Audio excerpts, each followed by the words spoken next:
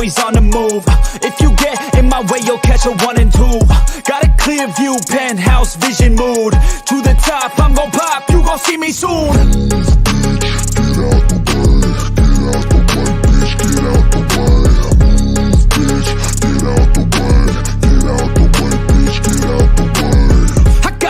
Of winning, living like I'm a millionaire. Got a vision, I'm willing to do anything to get there. Man, I'm driven and building something that people calling rare. Always prepared, I'll teach you when I get there. Taking lessons, it's a blessing. Only happy with progressing. I don't ever second guess it. Know your path, get obsessive. Have a mentor that's aggressive. Teach you things, have objectives. Changing lives from depressive all to something so impressive. Yeah, we all have things standing in the way of our wildest dreams. You gotta tell them how it be. Move out the way or get buried underneath. I said move, bitch, get out of my way. Move, bitch, get out of my way. Move, bitch, get out of my way. Move, bitch, out my motherfucking way. Yeah, we all have things standing in the way of our wildest dreams. You gotta tell them how it be. Move out the way or get buried underneath. I said move, bitch, get out of my way. Get out my way, move, bitch, get out my way. Yo, bitch, out my motherfucking way.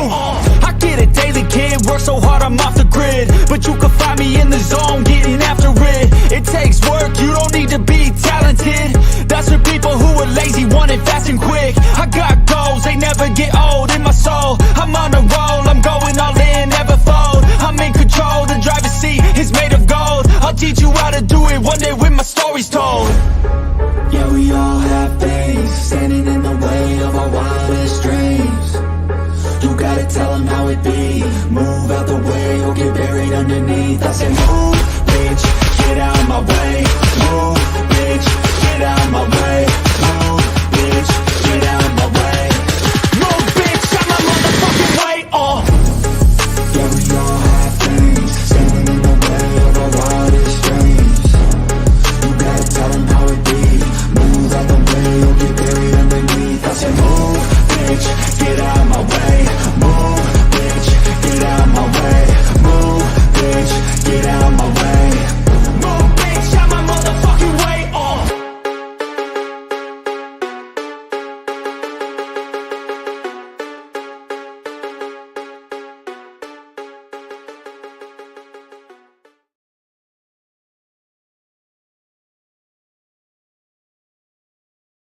This video contains gratuitous use of profanity and uncomfortable pauses to compensate for lack of professionalism and original thought. Viewer discretion advised. Rat-a-tat-tat, what is good, and welcome back to another episode of the East Meets West, where I'm joined by my two brothers, Philly Foothills Fuego and Further AM. Appreciate you guys for joining me tonight. This is a pleasure being on here with you. It is Super Bowl weekend starting right now, at least for us, because my work week is over. So here very soon, we will be playing Kansas City Chiefs in the Super Bowl. Super excited. How you guys doing? What is good? What is going on? And what is cracking? I am Philly Foothills Fuego, and I am back in another episode of East Meets West, a special episode, because we are back in the Super Bowl, baby. Back in the Super Bowl, and we are going to do it again, Eagles fans. I am juiced. I am ready to go. Like my boy said, the work week is done. Now it's time to play. It's 2 days away, everybody. You know, I just very, very excited. And we can't do this thing. We can't keep doing this without each and every one of you. Like I always say, you guys know what it is. You guys are the food and the water to the content. Without you, it does not continue to survive. So if you're feeling the vibe, please make sure that you're locked in. You like, share, comment, and subscribe. Tonight we are quadruple live stream, I think. So make sure you go hit the thumbs up on each one of our channels. It really helps push the content out there. And yeah, salute to the 5 in the chat right now. Further, take it away, buddy. Oh man, I have begun to lose sleep. I couldn't sleep last night, dude. I already was like thinking about the game, but in a way, it's a love-hate relationship on this game because I know it's going to be the last game, and I don't want it to end. but in the way I do want it to end because I want to get that ring. I want to get that championship. But I don't want it to end because it's been such a beautiful season. And it's coming to the end. But I'm looking forward to this game so much. This is going to be the best. This is the end. This is the best game the whole season. So this is what we wait for. So I mean, we made it to the show. So I'm really stoked, man. I think we're going to win this one. I really do. I think a lot of people are on our side. All right, for the first time ever, here right now, I'm about to pull a Jalen. You ready? It's not the end, bro. It's only the beginning. Ooh. That's a Hurts line right there. Definitely. I know y'all like that one. I know, we have to wait all next season. That's all I'm saying. I know, man. That's all I'm trying to say is I'm going to miss football every weekend. Yeah. I'm going to miss It still was a good line. Stop stealing my thunder, homie. All right. Fine. I gotta kind of side with further a little bit because I'm gonna miss this defense for sure. Because I know we have so many, we can't bring everybody back. There's no way we're not going to be able to afford it. Not with, we got to pay our quarterback, and we got to keep the offensive core together. So I'm definitely going to miss this defense because it's not very often when you have a team from pretty much top to bottom on the defensive side of the ball. It has very, very small holes on it that are weaknesses, and 70 sacks. I mean, it's been an amazing ride. It really has. And I would not want to be Patrick Mahomes come Sunday afternoon. I really would not. Okay, I'm so predicting Reddick to get 2 sacks. There's a lot. I gotta ask. Side bets. Did I hear right at the beginning of the week that they're going to be talking to Bradbury about bringing him back? Did I hear that right? I was hearing some rumors about possibly. Yeah, I think you're right. You know, I think Joey Shakes I've been saying that a long fucking time, bro. You know, I kind of said that week 8, if you recall, back when we were doing East Meets West. I was called crazy because I said I wanted to bring Bradbury back and how much he would garnish, in value, which, you know what, if he keeps playing the way he does, I don't give a shit. Pay the man. You know what I'm saying? If Bradbury can promise me 4 more years of what I just got this year, fucking pay the man. I am so for him coming back. Everyone's like, no, we'll draft someone, and we'll take care of it that way. I'm not going to trust a rookie to do what Bradbury does. I don't even care if it's the best fucking corner in the draft this coming year. I'm not going to trust him to go out there and do what Bradbury does. You got to earn that shit. It's not given. You know what I mean? I got called crazy because I said that. And now look, they're looking to do it. So I don't feel crazy anymore. In fact, I have been right about a lot of things this year, and I'm going to continue to let it out there every time I get proven more right. Well, I may not have been right about Jalen Hurts winning the MVP, but that may play in our favor because have you guys heard this stat? The last 9 MVPs to go to the Super Bowl are what? They are 0-9. They MVP hasn't won a Super Bowl since Kurt Warner did it in '99. The last 9 are 0-9, and you could look at that 2 ways. Some people would say, "Oh, well, then an MVP is due." Well, I don't think so. Not this Sunday. We would have to. We're going to have to totally shit the bed to lose this game. We're going to have to totally shit the bed to lose this game, and I don't see that happening. I don't. We have such a good mixture of veteran leadership and youth, and the coaching is solid as well. So, Bill Belichick recently said, "Coaches don't win Super Bowls; they can only lose them," and I kind of like that line. Yeah, but didn't my quarterback just sit there 2 days ago and said, "I had dreams before y'all had opinions"? He's like a He's like a walking quote machine. Oh, bro, he is my idol now, man. Like, I'm looking up all the fucking phrases, bro. I'm not even playing. Like, he's inspired me to be that way. It's cool. Dude, I'm sorry if I am anyone out there, anyone at all. Jalen Hurts is the last motherfucker I want to face. You know what I'm saying, dude? Like, I get it. You all got Pat Mahomes. Well, listen, Pat's beatable. He is. I'm not saying Jalen Hurts isn't, but I mean, maybe I am. I don't know. He's only lost one, so. Nah, man. Listen, I'm being real here, man. Jalen Hurts is that dog. He was built and bred and born for Philly. He was not going to go somewhere else and do what he's done here. I mean, dude, he has taken over a city. He has taken over a group of fans that normal people just can't walk in and do what he did. You know what I mean? It takes a lot to prove yourself to us. Mm-hmm. And holy fuck, dude, he did it without even trying. Yeah, and you know what? If you're, you know, if we see this thing happening, we're going to win Sunday, and this offensive core is going to stay together. So we're still, even if our defense kind of falls back next year a little back down to earth a little bit, we're still going to be very competitive. And like you said, it's not the end, it's the beginning. Man, if we start putting some championships together with Hurts, Howie is going to go down as probably the best GM in Eagles history.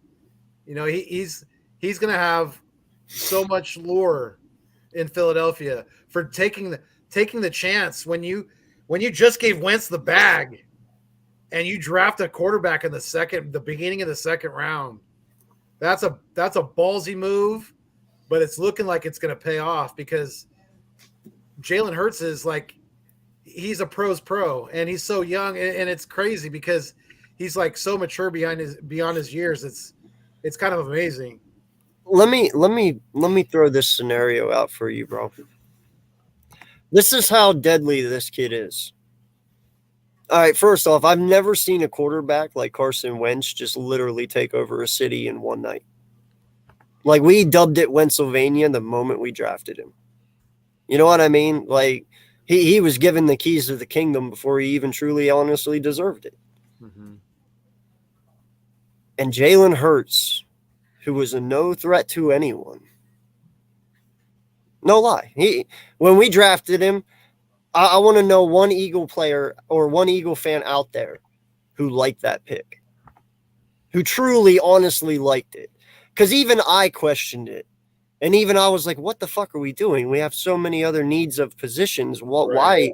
You know, like I didn't understand, but I knew it was Howie, and that shit just fucking happens. You know, so it didn't surprise me to a point, but it did. And this kid comes in. I thought for a second, I was like, what the, you know, I was like, why a quarterback? Are we not? Yeah. And then it hit me. I was like, we're not going with Wentz anymore. It hit me like right that second. I was like, at first I was like, what the? And I was like, we must not be going with Wentz anymore. We've changed the plan. We're moving on from Wentz. It's the only reason why we would get Jalen Hurts. Even my father was saying, I was like, why? Like, he was like, because we're not going with Wentz anymore.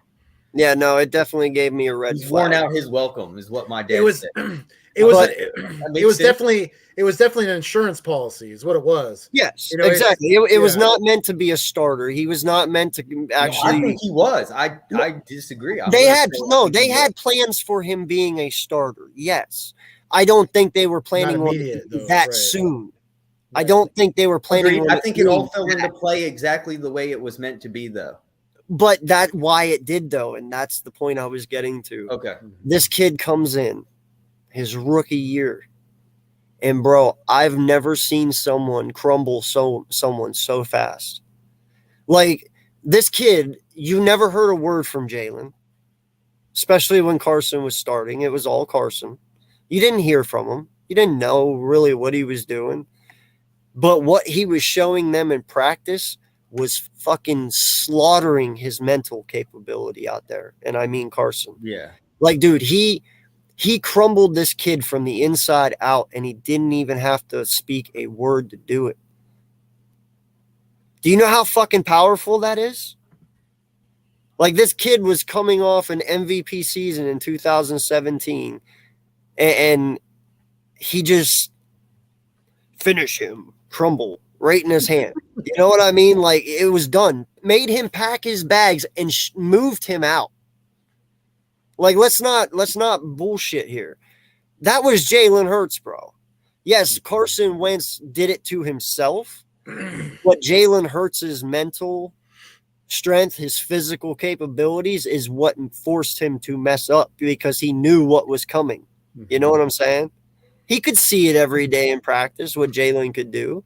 You don't think for 1 minute he wasn't threatened by that, and then you give him the leadership qualities at 22 years old that he had? Right. And Wentz fell apart with that injury, man. He became a less mobile quarterback and more of a pocket quarterback, and that is not what Carson Wentz was. We saw it in 2017. Right. He used to scramble just as much as Jalen Hurts, if not even more, I think. I think Jalen Hurts has now become more of a pocket. He's gone from Well, they didn't run RPOs with Wentz, so it was a different. They ran a different style of offense. Yeah, Wentz ran because he was under pressure. But so is Jalen, though. You know Jalen's on the move. Yeah, but he has design runs, though, too. And Jalen's offensive line's better than Wentz ever had. I mean, he had Kels and Johnson, but and Peters got injured. Right, and he didn't have Mulata. And he had Big V, but I mean, it was the fact that how he dropped the ball by giving Wentz the bag before making him prove that he wasn't damaged goods, but then he followed it right back up with drafting Hurts because now we have our quarterback. Okay, now our quarterback for the future. And then I believe you. I 100% believe you. You know I've backed this kid 100% from the moment he started. But I got to ask. Better than Dak. He's already the best quarterback in the division. Yes, by far. By far. But this is my ultimate question. Because of the whole Wentz thing, does it scare you a little bit? Is there any shadow of a doubt going into this? Because listen, I want to pay the kid. Whatever it is, to me, Jeffrey Lurie, checkbook, give him a blank check and tell him to fill it the fuck out. No lie.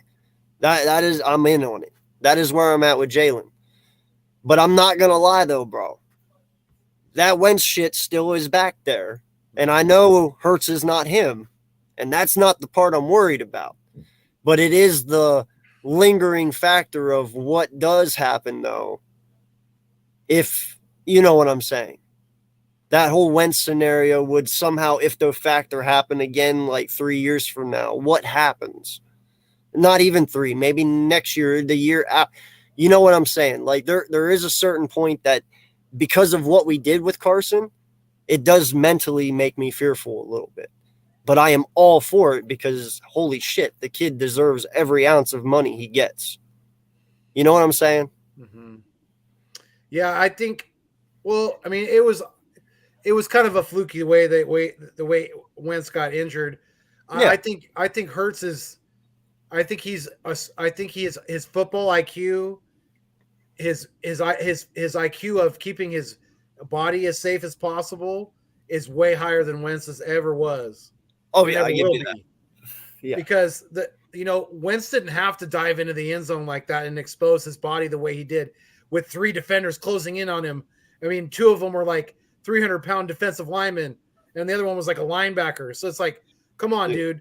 Like I understand you're trying to be aggressive and you're trying to score, but that's what you got running backs for. That's what you got quarterback sneaks for. You would have been on the half-yard line if you just go down there. That's not risks that I don't see Jalen taking. So, I mean, yeah, you're right. There's always that factor. There's always that fear. There's always that little bit of a worry in the back of your mind. But like you said earlier this year, this is the first time in a long time when I have a quarterback where I can just kind of sit back and go, it's just like a breath of fresh air. You don't have to worry. No, I don't stress. Like every time he throws it, back when Carson would throw it, or back whenever, sometimes even McNabb would throw, I'd be like, I'd hold my breath. I'd be like, oh shit, where's this going? Mhm. And even then Michael Vick, even Vick too. at times, yeah, but I don't feel that way with Jalen. I never, every time he releases it, I'm not like, oh shit. And maybe it's because he doesn't fuck up a lot. No, like, no lie. If you don't throw a lot of interceptions, you probably don't have that stress of, when he releases it, oh, it's going to be picked off. Like, he doesn't throw interceptions. Maybe that's why we don't stress. But I think it's just how he carries himself, how he preps each and every week. Like, I know whenever he touches that field on Sunday, no one knows the game plan better than Jalen Hurts. You know what I'm saying? So maybe that's why I don't stress, because he knows every literally scenario that can be thrown at him. He studies it day in and day out. He's prepared for it. You know what I mean? Yeah. He lives, breathes, and eats football. I mean, he doesn't have kids. He's not married. I don't even think he has a girlfriend. No, he does. He is. If he does, he's laser focused still. I mean, women may weaken legs, but not that kid's legs. He's got legs like a freaking like a running back. I mean, like a linebacker even. There's not a whole lot of people that could squat the amount of weight that Jalen Hurts can squat. It's pretty damn amazing for a quarterback. Impressive. Fuck yeah. Yeah, that blew my mind. That is. I was like, no way. And to do that in college too. I mean, Wasn't he a freshman? Yet. Wasn't he a freshman when he did it? It was at because it was at no wait, wasn't it at Oklahoma? Or did he do it at Alabama? I don't remember. I think it was at Oklahoma. So he was either a junior, or I think I just remember he might have been at Oklahoma. I don't know, but yeah, no, that's even still, like, no matter what, dude, like, your quarterback squatted, what was it, 800, right? 600? No, 600. 600. Yeah. Like, dude, that's no quarterback should be able to do that. Like, Right, no one. I don't even think Cam Newton could have squatted 600. No way. I don't think so either. And he's a big dude. Mm-hmm. So, hey, man, just because he's small don't mean he doesn't pack a punch. Right. You know what I mean? Like, Cam could probably outbench Jalen, but Jalen will outsquat him though for sure. Yeah, for sure. I bet he could outsquat any quarterback probably in the history of football. I bet there's no quarterback that's ever squatted that much weight. I could almost guarantee you that. Oh no, quarterback. There's not one I can even think of, just off the top of my head. Like, I know Tom Brady ain't squatting no 600. He'd be lucky to squat 2. Right. Lamar ain't doing that. No. Vic wasn't doing that. Too skinny. Cunningham wasn't. Dude, there isn't any. I don't think there is. Unless there is one out there and you guys know of one. Hey, but yeah, let us know in the chat if you guys could think of one that you think maybe been able to squat anywhere near what Jalen squatted, which was 600 pounds, like AK said. Dude, that's Saquon numbers. Right? Exactly. Like, let's just be real. Like, that's Saquon numbers, man. You shouldn't be able to do that as a quarterback. But no. Ours can. Hey, AK, what was that stat you told me earlier about the passing leader in the Super Bowl? Passing yard leader. I don't know, though, if that's exact. Oh, okay. I heard it. I don't know. I think it was like the last 5 years, the passing leaders of the league they've gone to the Super Bowl. Yeah, they lost or something like that. I don't know. It was. I heard it. I think it was Primetime said it. Okay. On one of his things. I don't know. He was arguing why Pat Mahomes wasn't beating us. It was a good argument too. I wish I remembered it. Dude, you know what? For a Dallas guy, I got to give it to him, man. He's been our full supporter all year long. Yeah. You know, he really has. So I can't say nothing on him. Like, at least his eyes are open compared to some other people. Mm-hmm. Definitely. Yeah. Man, I'm excited for the Super Bowl. It is. Did you all see a post on Twitter, man? I actually got the real deal airplane on Microsoft Flight Simulator, a Boeing 777, and actually landed at Phoenix with the American airline, like the American library and everything. It was, dude, they have the whole cabin. That plane's huge, man. You're digging that game, aren't you? Oh, dude, I love it, man. I love it. I'm sorry. I was on the other day just flying around Philadelphia, just talking Eagles football. And I was bringing up the topic, man. After the NFC Championship game against the 49ers, one thing that they released this week was a picture of Jeffrey Lurie giving a one-on-one with Jalen Hurts. And it looked like they were the only two in the whole locker room. The lights were off. And it's like, I really think Jeffrey Lurie's really into Jalen Hurts. I think we're going to be seeing him for quite a while because I think our owner really likes Jalen Hurts. Well, if they're in the dark together alone in the locker room, yeah, I bet they really does like him. Oh, my goodness. Pause. Right? Jeffrey's totally giving me Sandusky vibes right now. I didn't say that. That was wrong. I apologize, Lord. I apologize. Yeah. That's too good. That was a joke. Hey, why'd my background go blank? Was it that bad? Holy crap. Yeah, so all the people that don't want Jalen Hurts, you might as well just accept it now because our owners pretty much looks like we're sticking with Jalen Hurts. Dude, I don't think he could get rid of Jalen. If he did, they'd burn Philadelphia to the ground. I'm sorry. I don't think you could at this point. I agree with what you're saying completely. But I'm just saying to all the naysayers that even have a little bit, you can just squash that now. He's our quarterback. Deal with it. Well, did you guys hear that? Did you guys hear that Jason Kelsey's not he's not retiring? I kind of figured that. Really? Well, his mom said that she doesn't think he's going to retire, so she probably knows him better than anybody else. Does that mean Stoutland's going to stay then too? Because I don't see anywhere. They gave him an extension. There was a rumor at the beginning of the year that this was Stoutland's last year, but if you look right now, there's no mention of him being retired. No, they gave him an extension, dude. Yeah, he agreed to an extension. If he was going to retire, why would he wouldn't? No, what I'm saying is, in the beginning of the season, they were. No, I know. Rumor saying this was his last season, and look what he's staying. Yeah. Well, and Kelsey is too. And Johnson's coming back. Even my new nickname for Lane is Torn, because he's Lane Torn Johnson. I gotta tell you, because he tore his Johnson. I gotta still tell in you, the office is Connor Barwin. No one talks about that. Wait, what? Connor Barwin's still part of the staff of the Eagles. Yeah. Oh, He's like a specialty kind of guy. He just gives them insight. So I haven't heard who won GM of the year. Have you guys? It was Howie. Talk about the award. Was it Howie? It was Howie. Yeah. Yeah, it has Better to than be. Howie because we got. Yeah. Okay. It has to be. Okay. AJ Brown and BG got hosed Davis. not once. Brandon Graham got hosed twice. What up, Chad? He got hosed by Geno because I didn't know you could get the Comeback a Year award from sucking, because that's what Geno Smith just basically got. I didn't know that was possible. Yeah. I thought you know they gave it to somebody like Brandon Graham from coming back from an injury or an illness, not from sucking. And he also got hosed on the Walter Payton of the Year award, which they gave to Dak Prescott. So Brandon Graham got hosed not once but twice, and I'm a little bit upset about that.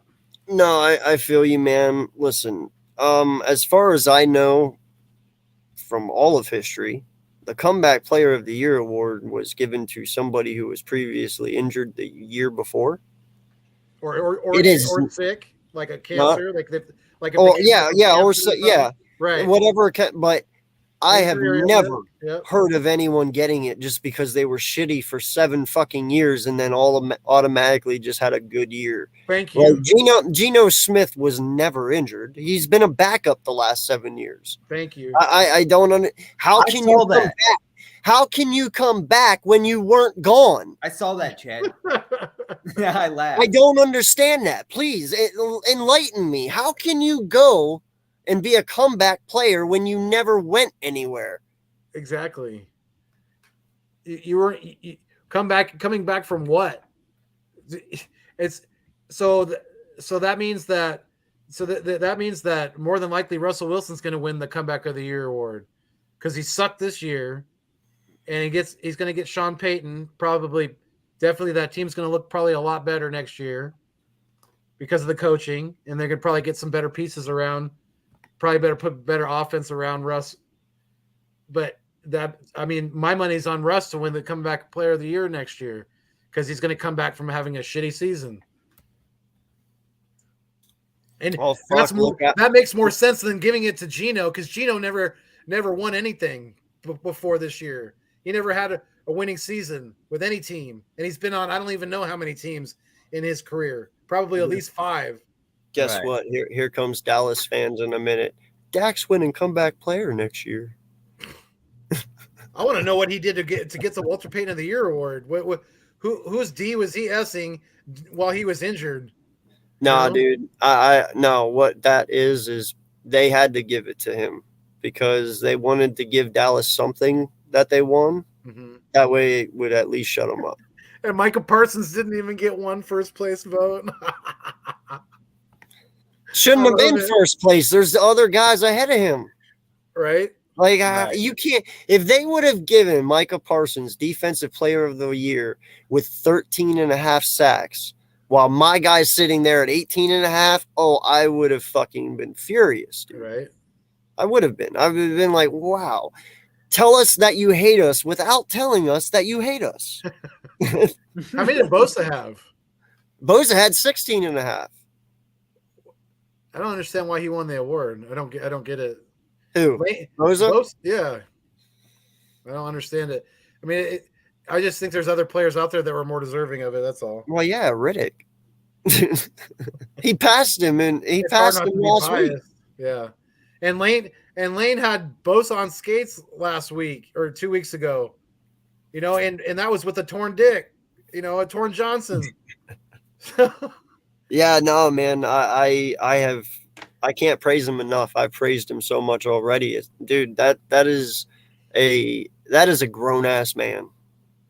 Like, I don't even want to know what that pain feels like whenever you've torn your groin and you have to go out there, play football, and not only play football, but stop one of the most dominant pass rushers in all of the NFL in Nick Bosa. Mm-hmm. And he did it without even blinking, dude. Yeah. And he's having fun. He's not even in pain. Like, dude, that is a country-born cornbread dude right there. Like, you know what I'm saying? He was built for football. I give him all the credit in the world, man. I do. Yeah. Definitely. What's going on, Kazi? Stopping in to show support. Met you. Appreciate you. At the NFC tailgate. I had the camera. Oh, what's going on? Yes, sir. I remember you. Appreciate you, man, for stopping through. Definitely going to have you on someday, man. I know you enjoyed that game. Would love to hear from you and get your take on it because I know you were there. So hit me up, man. Definitely. That's what's up. That sounds what's Yeah. up. Nah, cool dude right there, man. Eagles did not get an award because you had to give them every award. No, I said that way back when too, man. Like, they didn't give us any awards because if you gave one guy one, you had to give them all one. Like, no lie, you could have made the Pro Bowl team our entire fucking team this year. That's why we only had 8. And that's why Bradbury got snubbed. Like, the one thing I'm really looking forward to at the postseason, though, is this year's yearbook. You know, they do a yearbook every year for every team in the NFL with NFL Films Presents. I can't wait to see the Eagles. Yeah. It's going to be good. Definitely. I just honestly can't wait to see what Kels has in store for the victory parade this year. Oh, yeah, it's going to be enlightening. Yeah, is he going to bring back the what's it called? The Mummer suit? Mummer suit? I don't know. I want something new, I think. I'm surprised they're not closing down all of Philadelphia like they did in 2018. they're only doing, I think they said a 4-hour delay at school. You know how many kids aren't going to go anyway? They know, like, I know friends that wouldn't even go to any half days. They're like, it's a waste of time. And it really is. You don't do anything on a half day. You go to class for like, what, 20 minutes, sit down, and then get back up and go to the next class. I seen a kid on Facebook that lived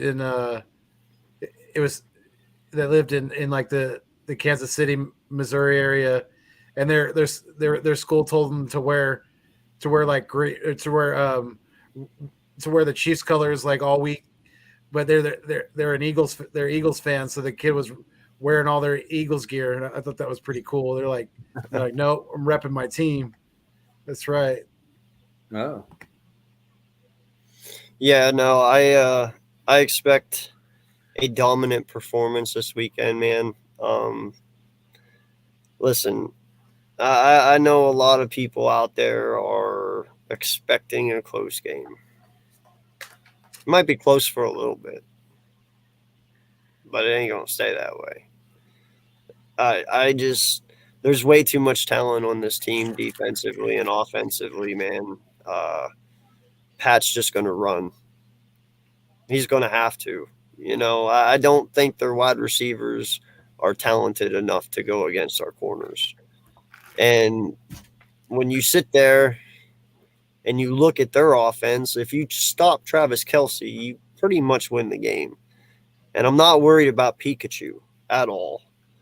Because, you know, we got 800 pounds of meat right in the middle, and he's not that big, so he ain't moving them. I don't see a scenario where they can come back, dude. You know, I don't. I've said it, and I'm sticking by it. 34-17, man. I only give them 17 because of who their quarterback is. You know, even though Pat Mahomes is a Kansas City Chief, I respect the hell out of Pat. He's one hell of an athlete. He's one hell of a quarterback. The best there is right now. You know, in some people's eyes, he's the new Tom Brady. Well, He's better than Tom. oh, yeah, but I'm saying, like, the way his career's going. You know?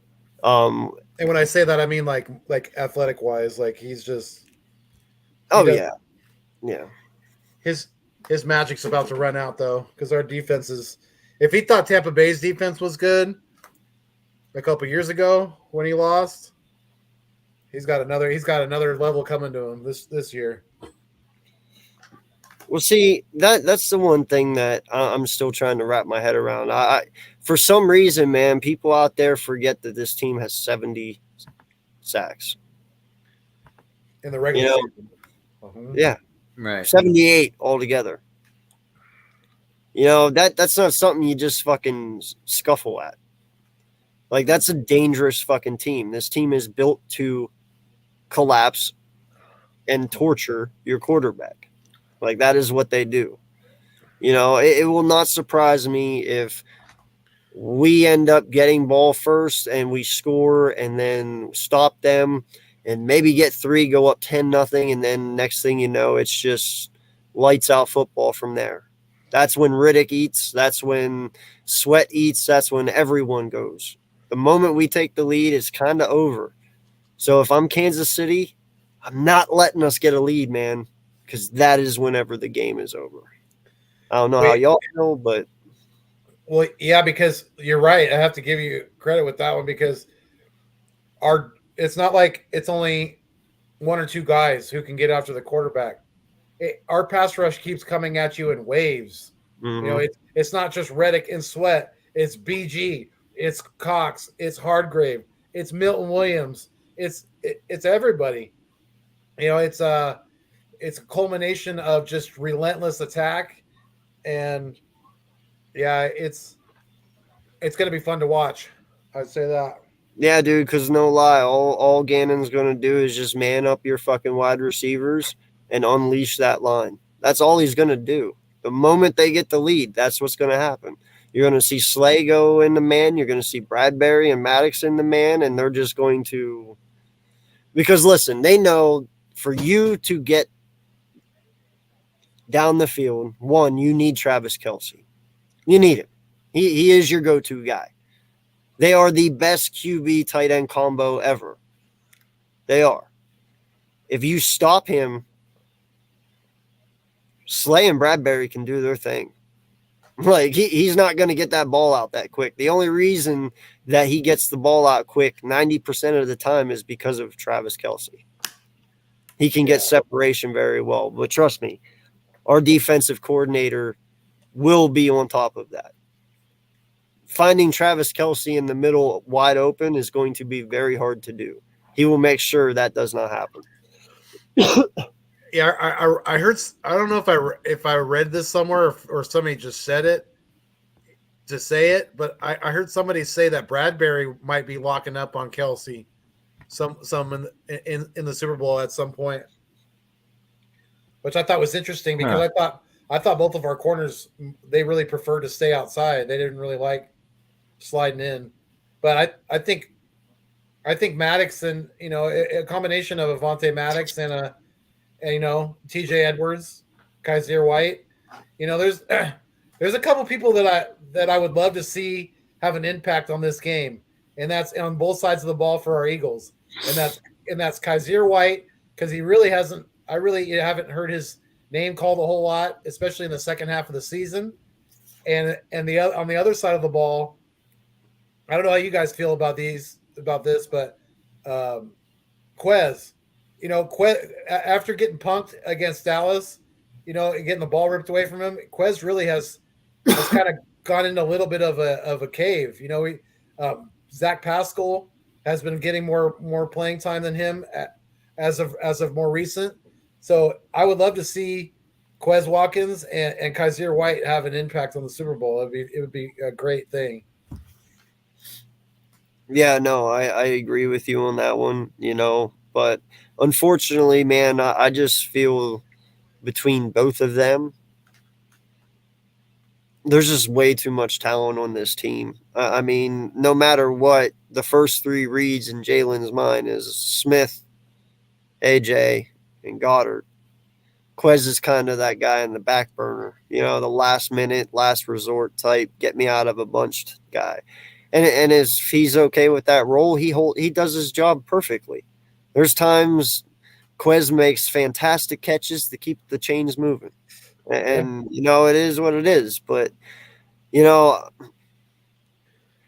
mean, I expect us to come out and try to establish like you said, if we get the ball first, we're going to come out and establish the line of scrimmage and get the run game going. And as soon as we do that, I really expect Steichen and Sirianni to be aggressive, because that's one of the big weaknesses with Kansas City is their secondary.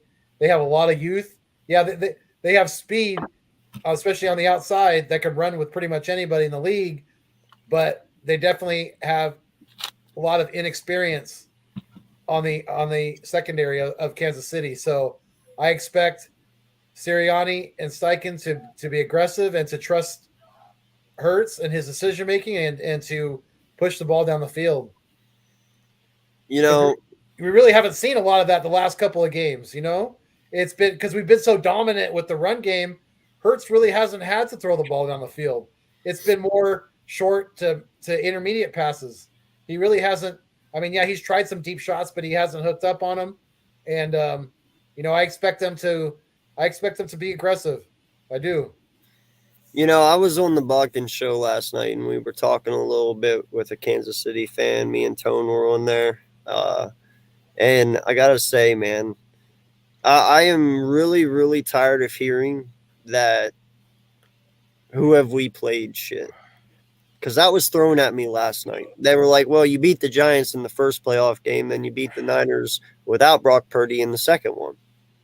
Does Brock Purdy play defense? I didn't know Brock Purdy. I know. I didn't know he was part of the number one defense that we ran the ball down their throat. Well, that's what I said. But his argument to that was, well, once Purdy went down, it kind of sucked the life from the team. Okay, sure, I'll give you that. But here's the thing.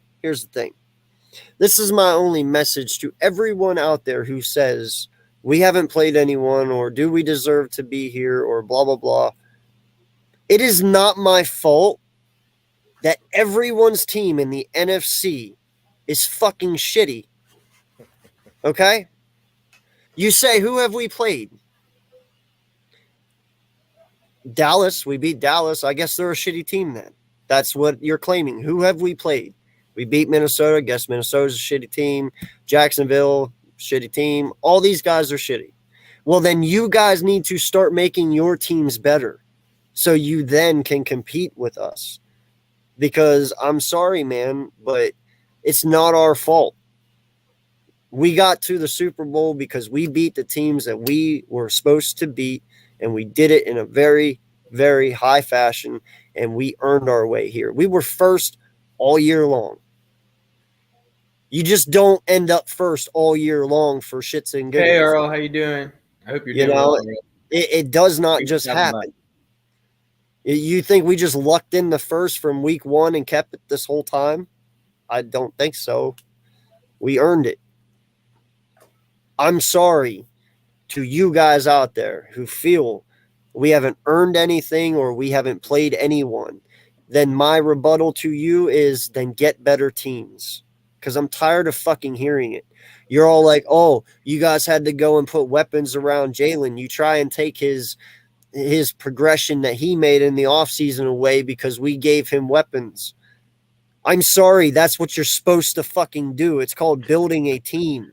It's called building a team for the fucking Super Bowl. Did we all apologize to the Rams when they went out and did what they did? No, you all praised them, right?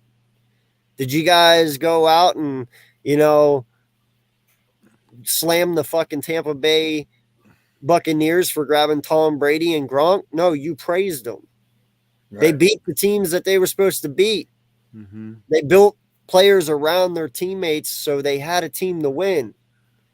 But because we fucking do it, oh, it's wrong. It's because you have a rookie quarterback and you have money. Yeah, that's a little bit of it. But secondly, you need a fucking team to win. It's kind of crazy. If you guys think about it, right? As strong as the fan base is for the Eagles, right? As much as we love our Eagles, as much as we bleed green, if you're not an Eagles fan, it's almost just as strong of a hate towards the Eagles. It's kind of crazy because as much as we love our Eagles, the hate is right there behind us always, and it's kind of something that we kind of pride ourselves on because no one likes us and we don't care. You know what I mean? Yeah, but you know what, man? I think people hate us so much because I don't think any team, and I'm sorry, you other fans out there who are diehard fans can argue with this till you're blue in the face. I don't give a fuck what you say. I'll never fucking believe you. I don't believe there's any fan base out there who loves their team more than we do. Like, you can sit there and say as Dallas fans, yes, we love our team. Yeah, you love them. Yeah. Do you love them? You know, same with the Niners, same with Kansas City. Yes, you have some diehard fans, but everyone who is an Eagle fan is a diehard fucking fan. Like, I have not met any Eagle fans who are not. You know what I'm saying? Mm-hmm. And I think that's why people hate us, because they wish they could love their team as much as we do. But they just can't. And that's just what I'm sticking with, because I can't find any other reason why. And there isn't one. You know, it's too strong of a bond. It is.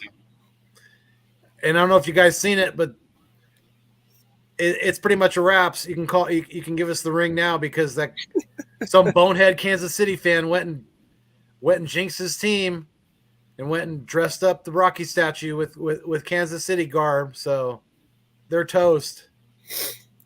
No, you know, I told you backstage, man, there's only one reason he did that. He's like, either I'm going to be a real fucking stupid idiot when this is over, or I'm going to look like a fucking genius. There's only two ways that ends. and he's aiming for the second one, but unfortunately, that's probably not going to happen.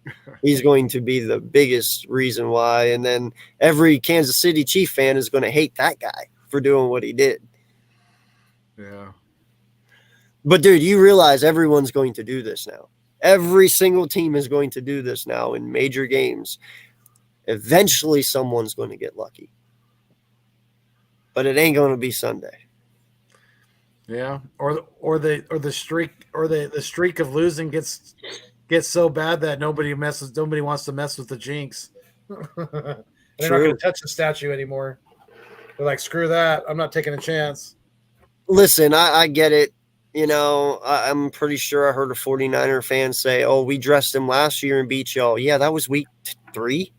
That's not a big When game. nothing really fucking mattered. It didn't care. It was week 3. Whether we won or lost, it doesn't make the fucking season. You know, you dressed him week 3. Whoop-de-doo. You know, you dressed him in the playoffs in the championship game and got that ass whooped. So you can have your fucking week 3 victory. Yeah, you know, it's funny because I've been hearing all the crying from the 49ers fans about, like you just said a little while ago, about how when Brock Purdy went out, oh, it sucked the life out of the defense. Well, maybe you guys weren't as good of a defense if losing your starting quarterback, your third string quarterback to start this year, if that's what it takes for you guys to fall to the canvas, so to speak, then maybe you weren't as tough as everyone thought you were to begin with. You know, I really love how it took Brock Purdy going down for that to happen. No, Trey Lance, no problem. Jimmy G, no problem. But Purdy, I wish they had all 3 of them. I would take the Eagles against the 49ers with any one of those quarterbacks. It doesn't matter. You could have all 3 of them dress and play a different quarterback in each quarter, and it still wouldn't matter.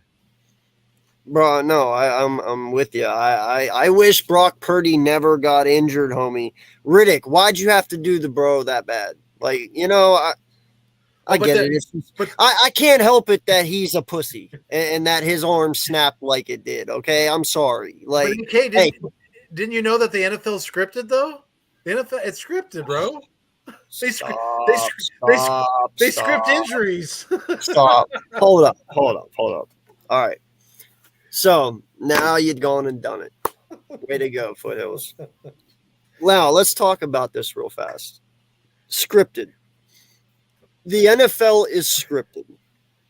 So it was scripted for Tua to have 3 concussions this year. And you're going to sit there and tell me that Tua was okay with that. And he's like, yeah, man, it's scripted, right? Yeah, sure, I'll take it. And so he knew he was going to get those concussions. Treylon Burks knew he was going to get his ass lit up in the end zone by Marcus Epps and get a concussion. And he was okay with that, right? It's scripted. It's scripted. Yeah, you know, I guess ACL tears are scripted. Oh, better yet, it's scripted. Brock Purdy got injured. Say injuries aren't scripted. They just fucking happen, right? 31-7 NFC Championship game is really scripted. Brock Purdy gets injured. Ring. Yeah, this is Roger Goodell. You guys are fucked now because you lost Purdy, so Eagles are winning. Click. Like, come on, man. That is the dumbest shit I've ever fucking heard. Like, what? You're killing me right now. You know what I'm saying? Dude, did we not know how stupid that sounds? It was scripted that Lane Johnson tears his dick. You think any man would be okay with that? No. Yeah, I'm just telling you, man, this scription shit, that it has to get out of here, dude. Like, first off, you couldn't keep a secret like that long. I've heard somebody say, oh, well, you signed disclaimer forms that you won't.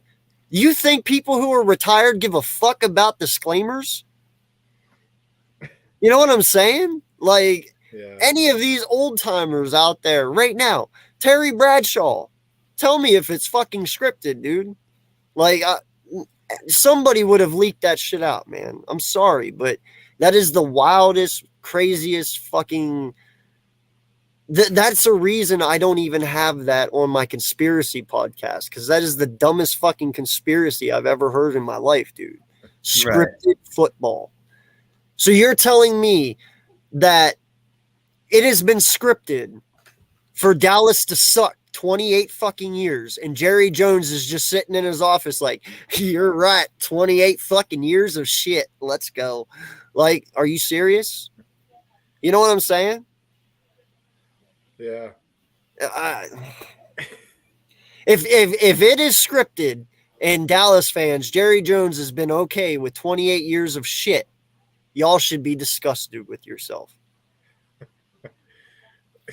Yeah, Jerry's like, oh, yeah, that's fine. I'll go along with that script as long as I keep making that money. You know, as long as you keep raking it in, it doesn't matter if my team sucks ass or not. You keep displaying them Ford F-150s inside of my arena, and you got your script. No, come on, man. Ain't nobody fucking caring about that shit. You think these kids grow up their whole life to play script football? Right. No kidding. They might as well just go be actors. It saves their body. Like you said, yeah, I don't think anyone's signing up for scripted injuries. That there's no way that. Oh yeah, so Damar Hamlin, he was okay with going into cardiac arrest. You asshole! I was just about to bring that up. You stole my fucking thunder. Yes, man. Yes, Yeah. Precisely. I was waiting to drop that bomb for the last one, and you. Oh, yes. So the NFL went to Damar Hamlin, and they're Right. like, Damar, we want you to flop on the field. We want you to take a shot by T. Higgins right in the fucking chest and die on our field, and let us bring you back to life. Trust us to bring you back to life so we can make a big fucking ordeal out of this shit. And he's like, it's scripted. Let's fucking go. No. Yeah, like No. they have that. Like they have the precise No. time. Like they had a precise timing to know his exactly heartbeat. when. Right. Exactly. Come on, man. Wow, he must. This is the wackiest shit I've ever heard in my He life. must. Damar Hamlin must have the smartest watch on that exists on Earth. And by the way, I am not poking fun at Damar. I'm poking fun at No, these we are people not. that call Yeah. football scripted. Like, Exactly. if you're scripting football, you script everything. You don't just half-ass it and sit there and be like, oh shit, Carson Wentz tore his ACL. Now we got to throw Nick Foles in, and now he wins the Super Bowl. Like, you know, no one's sitting back in the background thinking that shit. You know what I'm saying? Yeah. Like, it happens because these players do it, and they play the game the way they're supposed to, and they win football games. Ain't nobody out there scripting shit. Now, I'm not going to sit there and say, no, I'm not saying it. Randy said enough for me. I'm not going to sit there and say, man, that Tom Brady might not have had some help. Okay, I'm not going to go that far to saying anything, but Deflate no, listen. Deflate gate. Listen, we all know that Robert Kraft and you know, That crafty son of a bitch. oh yeah, but oh shit, what's his face? Goodell are like this. You know what I mean? They're besties.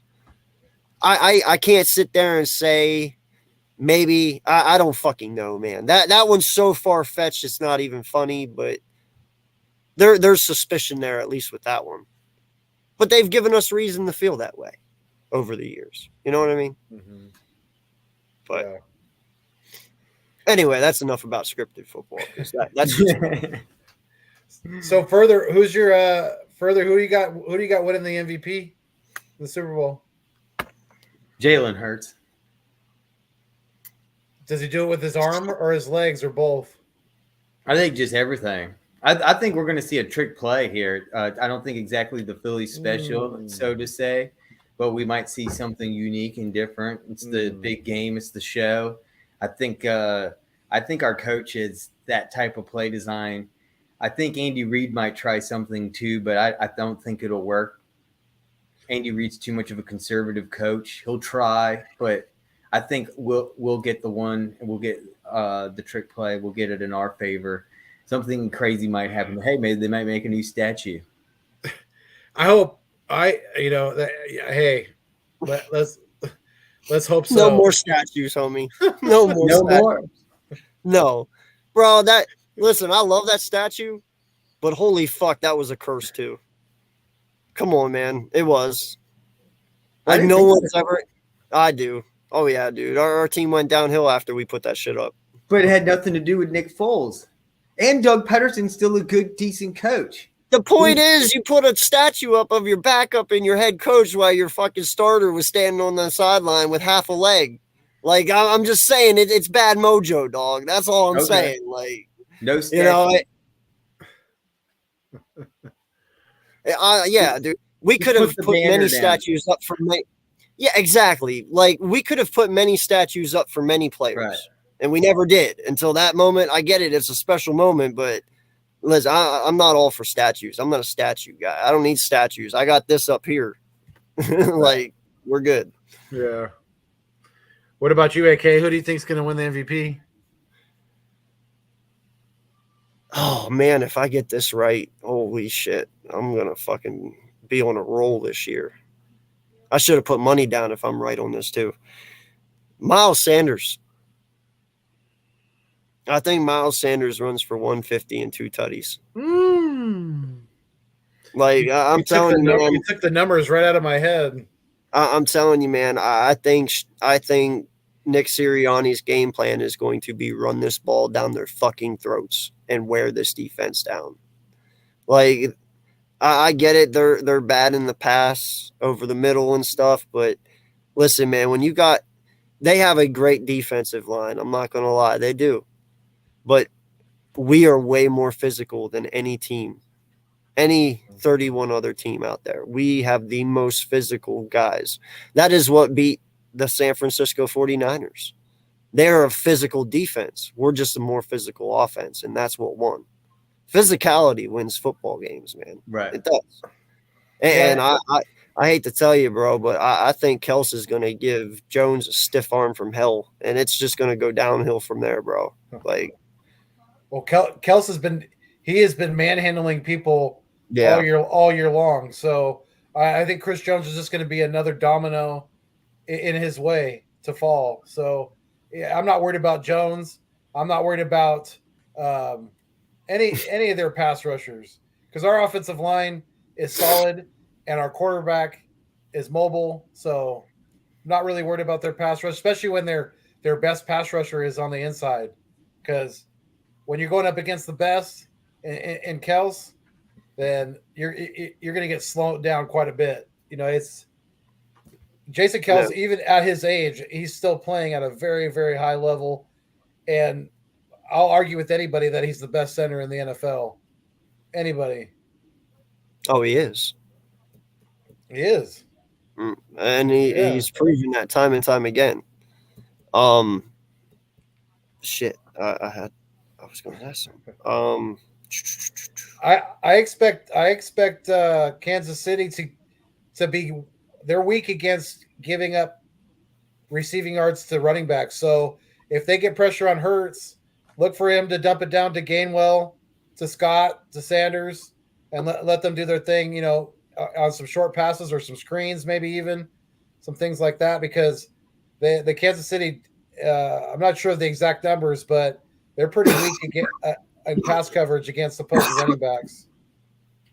That's mine. Also, halftime is Reddick, but if that's the case, he would have to get like 4 or 5 sacks for that to happen. I see only him the whole season getting 2, and he's been getting really hot with 2 at the end of the season. So my prediction is going to be 2, but that's still good. I just think wouldn't this be crazy if on the how mad would the NFL be at Hassan Reddick if he back-to-back games came out and took out the starting quarterback from the opposing team at the beginning of the game? That would be crazy. We were just talking about scripted football. That exactly sounds like scripted football to me. They probably go up to Reddick at locker and be like, this is the Super Bowl. we're trying to have a show here. Be a little easy on Mahomes and like slide him like, $10 million to keep a hush. Okay, first off, man. I'm I just gotta I'm say this. just playing. No, I know. We're just Oh, I talking know. about I know. But I'm pretty sure, and I heard Keyshawn talk about this. In that defensive room, bro. Yeah, they don't ever wish injuries upon anyone. But it is truly, the conversation is cut the head off the snake, the body dies. And all that defensive line wants to do is hit your quarterback. It's not about injuring them, but they're going to hit them. And I'm telling you right now, our defensive line, all they care about is hitting Pat. Sorry he's injured a little bit. If he gets injured, oops. But it's part of football, man. You're talking to a team that won a Super Bowl with a backup. Ain't much you really can argue with us about because, we've proven you can do it without a starter. So, Yeah. You really ain't got a leg to stand on there. But I just thought of a good comparison. What do you guys think of this? Kenneth Gainwell is this year's Corey Clement. Oh yeah, you were talking about that last show. Were we? Yeah, I swore you brought that up. I'm having deja vu. I probably did. I was like, probably yeah, and see that. I think Corey. Wait, you're saying it's like Gainwell? Yeah, Gainwell is this year's Corey Clement from 17 Super Bowl season. I felt like Corey Clement was better. Gainwell's had some good games, man. no, I'm just going to look up his stats on the 2017 season. Yeah, you should Clement compare ball. I already them. know Gainwell's. Because No, Clement was behind Ajayi and Blunt. Because when Gainwell's been more of the number 2 guy behind Sanders. So yeah, it would be interesting to Boston look at Scott the kind of got shriveled out there, except for during Giant games, man. numbers. Right? They just roll him out against the Giants and then they put him Right. back in his cave. I know that would be. I would love to see Boston Scott have a big kickoff return in the Super Bowl. That'd be nice to see. Give us a spark. You're right. It Yeah. is kind of like Corey Clement. But Corey Clement did have more yards. He did have more yards. Interesting. Oh, Let me see. How many did he record? Gainwell has same amount of TDs.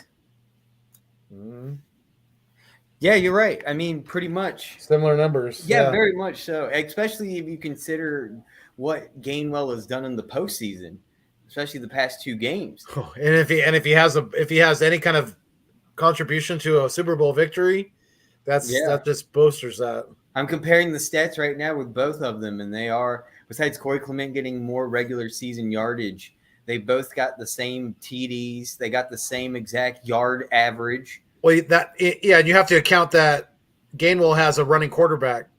Right. Wentz ran. Yeah, your Wentz scrambled like we were talking earlier, but Right. he didn't have design runs like Jalen Hurts does. So Right. the RPOs, that kind of stuff definitely plays into factor too. So, but yeah, I think we also use our wide receivers in passing more this season than 2017.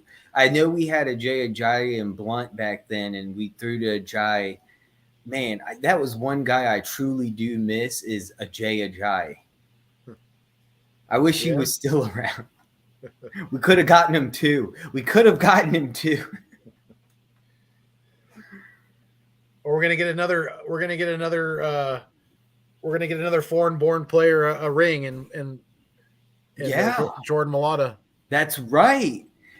Good observation. I didn't even think about that. That's something I usually think about, and that is absolutely a fact. That is, we're getting an international suit. And think about the Eagles doing that and what the NFL is trying to do with this expansion project into Europe and even Australia to Japan now, I think. It's getting crazy. all over the world. And we're showing that other teams that it is possible that you don't have to be American citizen. You can play NFL football.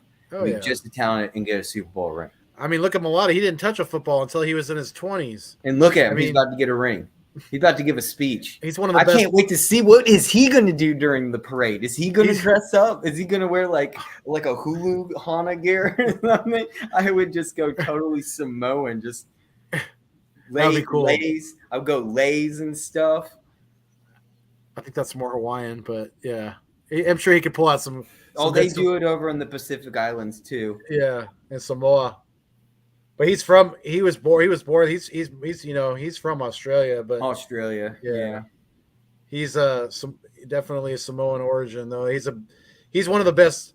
He's one of the best left tackles in the game. And you talk about somebody who has multiple talents. I mean, that guy. He's definitely has a career in broadcasting and radio. Yeah. In singing, even when he's done playing football. Mention very that. talented. What happened to Palomalo?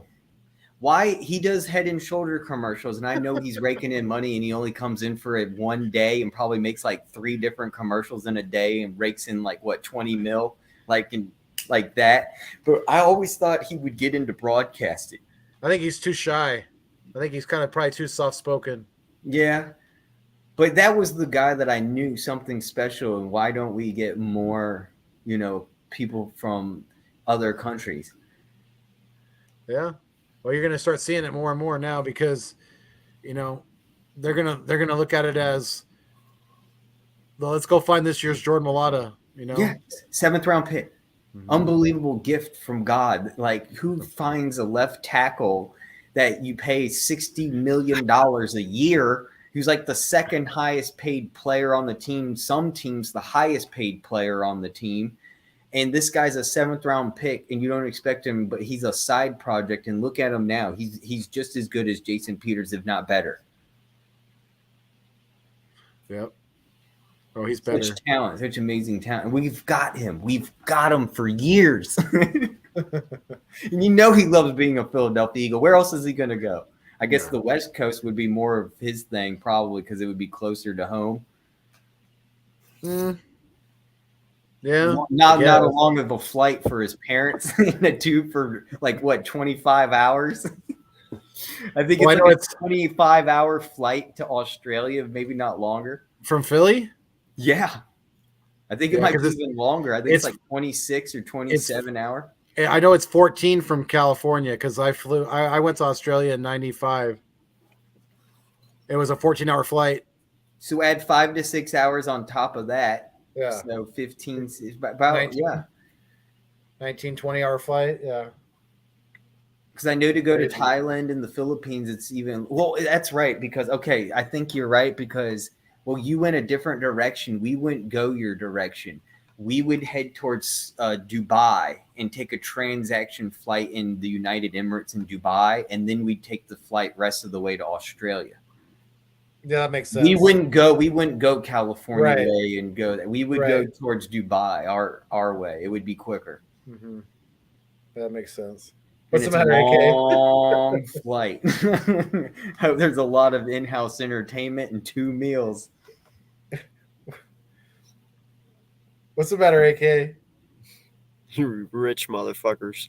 Yeah, right. I've never flown that far. What are you talking about? Didn't you just say you went to Dubai and then Australia?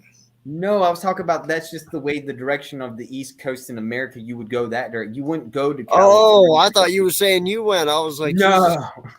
Going to Dubai, huh? No. Bring back the golden toilet while you're there, bro. Right. Make sure you drive a really expensive sports car through a couple buildings. Bring home a golden bidet. Actually, they did a huge documentary on that. They have speed bumps in Dubai now. You can't just go speeding around in Dubai. Like, they have massively huge speed bumps just for those type of cars where you have to literally go. the speed bump's freaking huge. You have to literally go up and then down. Look it up, Dubai speed bumps. I'm not making it up. They just started making them because there was such bad speeding going on. I don't buy it. What? I can't believe I laughed. at Sorry. that. I can't What if there believe was an that. NFL game in Dubai, though? That would be pretty cool. Just like the World Cup was in Dubai. Nah, man, I've already told you. Like, I swear, man, if it was me, I would just build one fucking massive Super Bowl stadium. Mhm. Like, pick somewhere, wherever the fuck you want to, and just make a Super Bowl venue. Just one place every year. You already have everything set up. You don't need to change it. You don't need to move it. And hell, you can even make it interesting, man. Put it in South Central America, or not South Central, but just Central America, man. South And Central put an, America. yeah, and put an open dome on it. That way you can change it throughout the year. You can have it open so it's colder. You can have it closed so it's warmer. You can choose what you want. Like, but I would just have one massive Super Bowl venue. Put it in Panama. Panama. It'd be too hot. I mean, that's too humid there. They'd be dying. Well, Mexico's hot too. No, it is. That would be interesting to where they would. Yeah, but Where- listen, I understand that outside countries are getting into American football now, but it's still not as big as what it is here. I'm not putting those Super Bowl venue outside this country to make us pay more money to get there.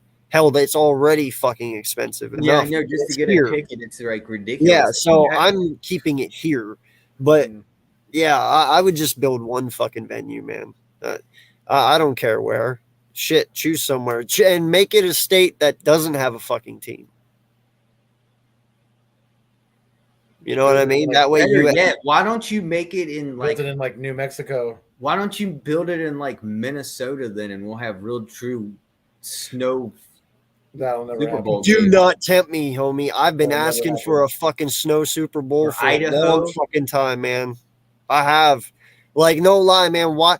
First off, why the fuck did these guys get it easy? I understand it's the last game, but hell, they got all off season to recover. Yeah, and it'll be fun, Like- dude. It'll be just like the Bills game where it was pounding snow. That Never was a fun game to never watch. should there be a perfect Super Bowl every fucking year. I'm I sorry, bro, know. but it's not always perfect. Like, let But I them play do in love the rain. fact that they It's- are playing on real deal grass. I don't like how they do this turf field thing and the injuries just keep happening. You know, one thing, do you all remember the Oilers in Houston?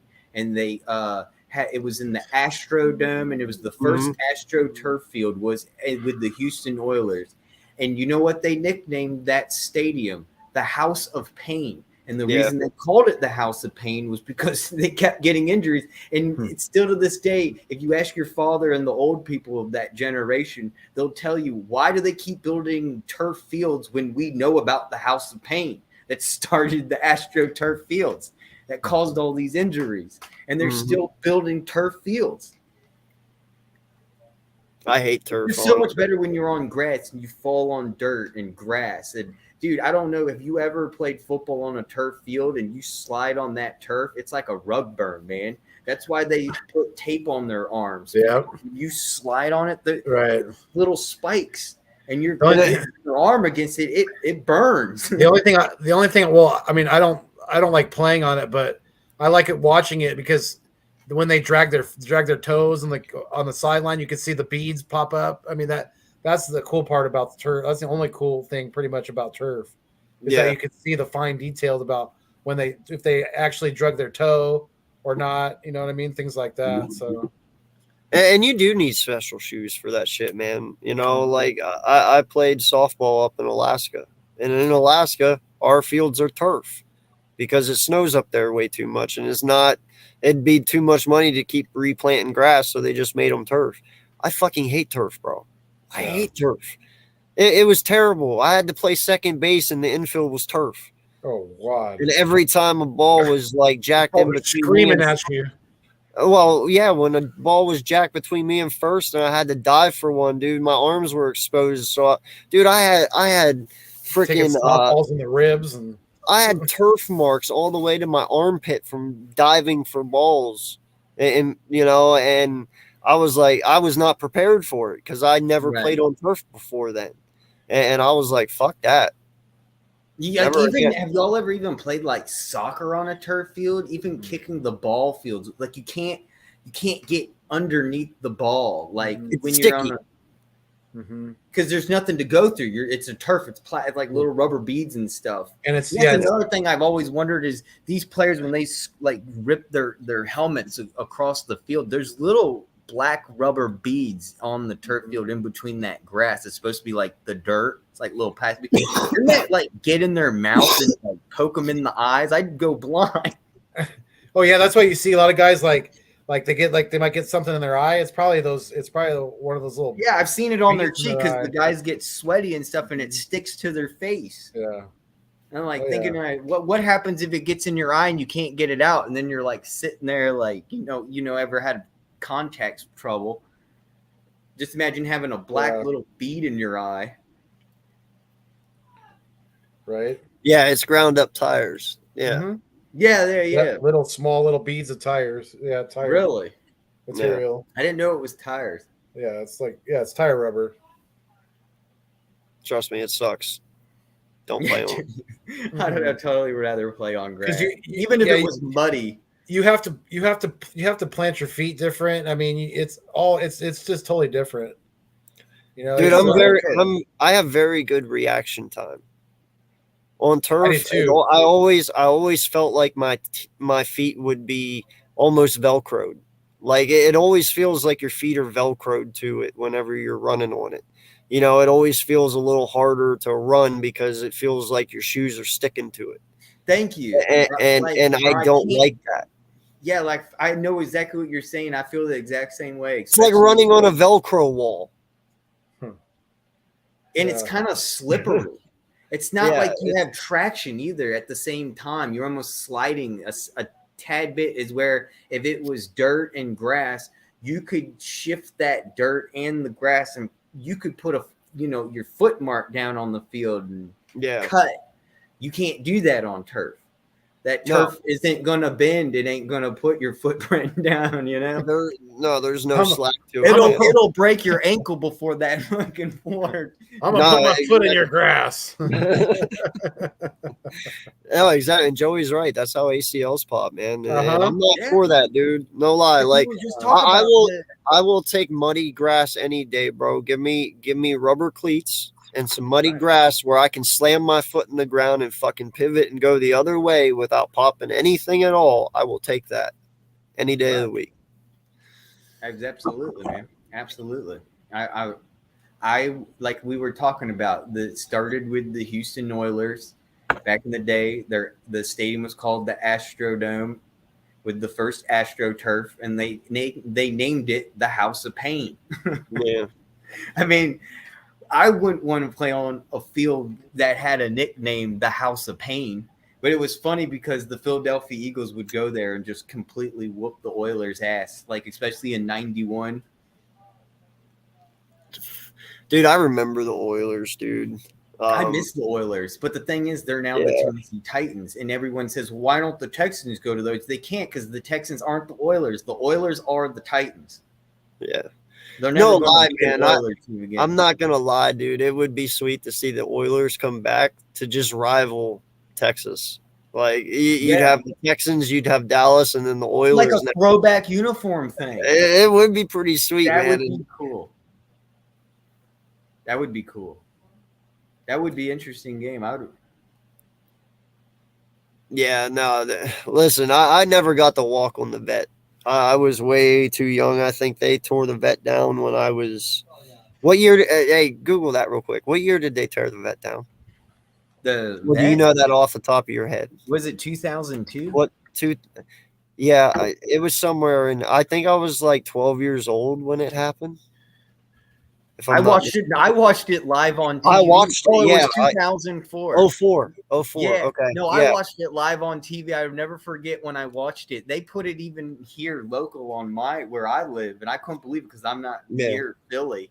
and I saw them how it went down. It was a big spectacle, and I just never forget them tearing down the Veterans Stadium. It was such a big deal around the whole United States because everyone know the Vet as having a jail and being one of the hardest, most And a brutal court. stadiums to go And a to. courtroom.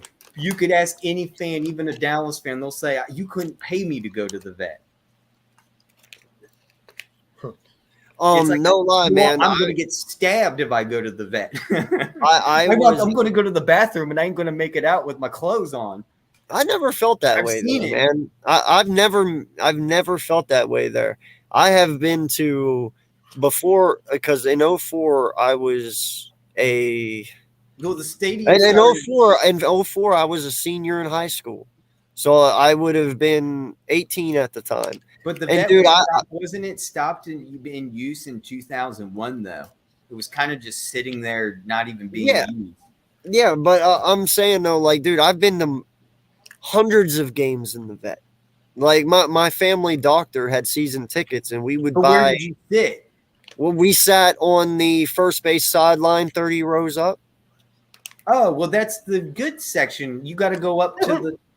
There ain't no good section. Yes, there. That's the. Dude, No, come on, dog. No, listen. All I'm saying is that I have been to over 200 games in the Vet. I've never felt terror. Like, I mean, but you're a fan of the team. You're not an opposing. well, fan. you didn't say that. You just said if you walked into a bathroom, you came out with no clothes on. You didn't. Oh, well, not. Well, Like, come on, man. no, I know, but still, I mean, dude, you don't think people are scumbaggish enough to do it to their own fans? Yeah, you Like- sat probably what in the 200 or the 100 level. It was right behind first base, 30 rows. so up. like the 100 level. Yeah, I'm yeah. talking like the 700 level. Damn, way up there. Way up. That's where the fans got rowdy. That's where the fights broke out. That's where people were throwing shit and people getting stabbed. That's because that's where all the young people sat, homie. Not always. There were all old the people drunks. too. That's where all the drunks sat.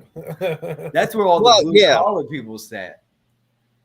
Yeah, but I mean, mainly, like, no lie, bro. When I was at the game in Philly when we played Yes. in Minnesota, I was all the way at the top. I did not mind it. I enjoyed being up there because you can see everything, and a lot of us were young, because us young guys are not so wealthy. You know.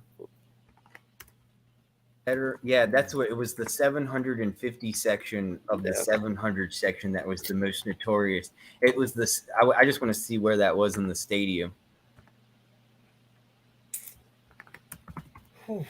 Yeah, no, Joey. I was actually in there. I was in the Vet for the very last Philadelphia Phillies game, which I think was the very last game ever played in there, if I'm not mistaken. Right behind the end zones, all the way up Because to the top. yeah, because whenever that final Philadelphia Phillies game was over, they were actually selling the seats that you sat in. You can still buy one right now. Yeah, no, but I'm saying the very Which last one? the Philadelphia Phillies game that I was at, the Oh, very last one. oh, I think that was really. Yeah, I think that was the very last thing to ever happen in there, because that day on that game, you could buy your seat you were sitting in for $200. I wish I fucking did it, but I was only, like I said, I was only like 17 at the time. I didn't have that. But yeah, so that was cool. I wish I could have bought a seat, man. A lot of people did. Yeah, and I think season ticket holders got them for free. Or Yeah, they got them at a discounted price. Joey got them. He said he got seats. Yeah. Here's Yeah, one for no, man, that's cool. $500. What's Yeah, that? that's a collector's item, man. Huge collector's item. Definitely hold on to that. So further, are you in Pennsylvania? No, I'm in Virginia. Oh, you're in Virginia. Okay. Gotcha. Originally from California, and Well- Huntington Beach. What part of Virginia? 757. 757. Virginia Beach. Okay. Surfer. From Go down beach to the to beach. OBS. Go down to Nag's Head. Cape Hatteras, S-turn. So you don't like shoobies? Oh no, I mean I don't have a problem with shoebies because I don't really. There's not really that many surfers around here to begin with. So What's a shoebie? it's someone that you don't want at your local beach spot because they're not from around the area. They don't know the local spot. You've never Like heard of a shoebie and you've lived like- in California? Like you should be not here. Yeah, like pretty much you're this not is a my local. local What are water you doing hole. here? Yeah, this is my local water hole. You don't live in my town. Why the fuck are you here? That's a shit. And there I've never heard that there are saying. places in Virginia Beach like that. There's this one neighborhood called Croatan. That's where I go. And it's only for surfing. You can't swim. You can only surf because the current's so strong. You'll drown. Hey, Yeah, I'm gonna did you know come how down to and surf with you someday, man. Oh, dude, it'd be more than a pleasure. We'll go right to Croatan Park, and we'll. I got a board, and we'll get you standing on a board in 30 minutes, no problem. As long as you can boogie board, right? You've Hey, ever gone boogie Who said I couldn't surf already? if you guys don't have a GoPro, I'll send you one. Excuse me. Sorry for accusing and assuming. Listen, bro, Blue Crush was in my blood, homie. Oh, okay. Like you remember that movie, right? That got me Yeah. into surfing. Instantly, I was Yeah. like, I want to do that. Like, I'm a Right. thrill junkie, dude. No Point lie. Break? I love anything that can scare the shit out of me.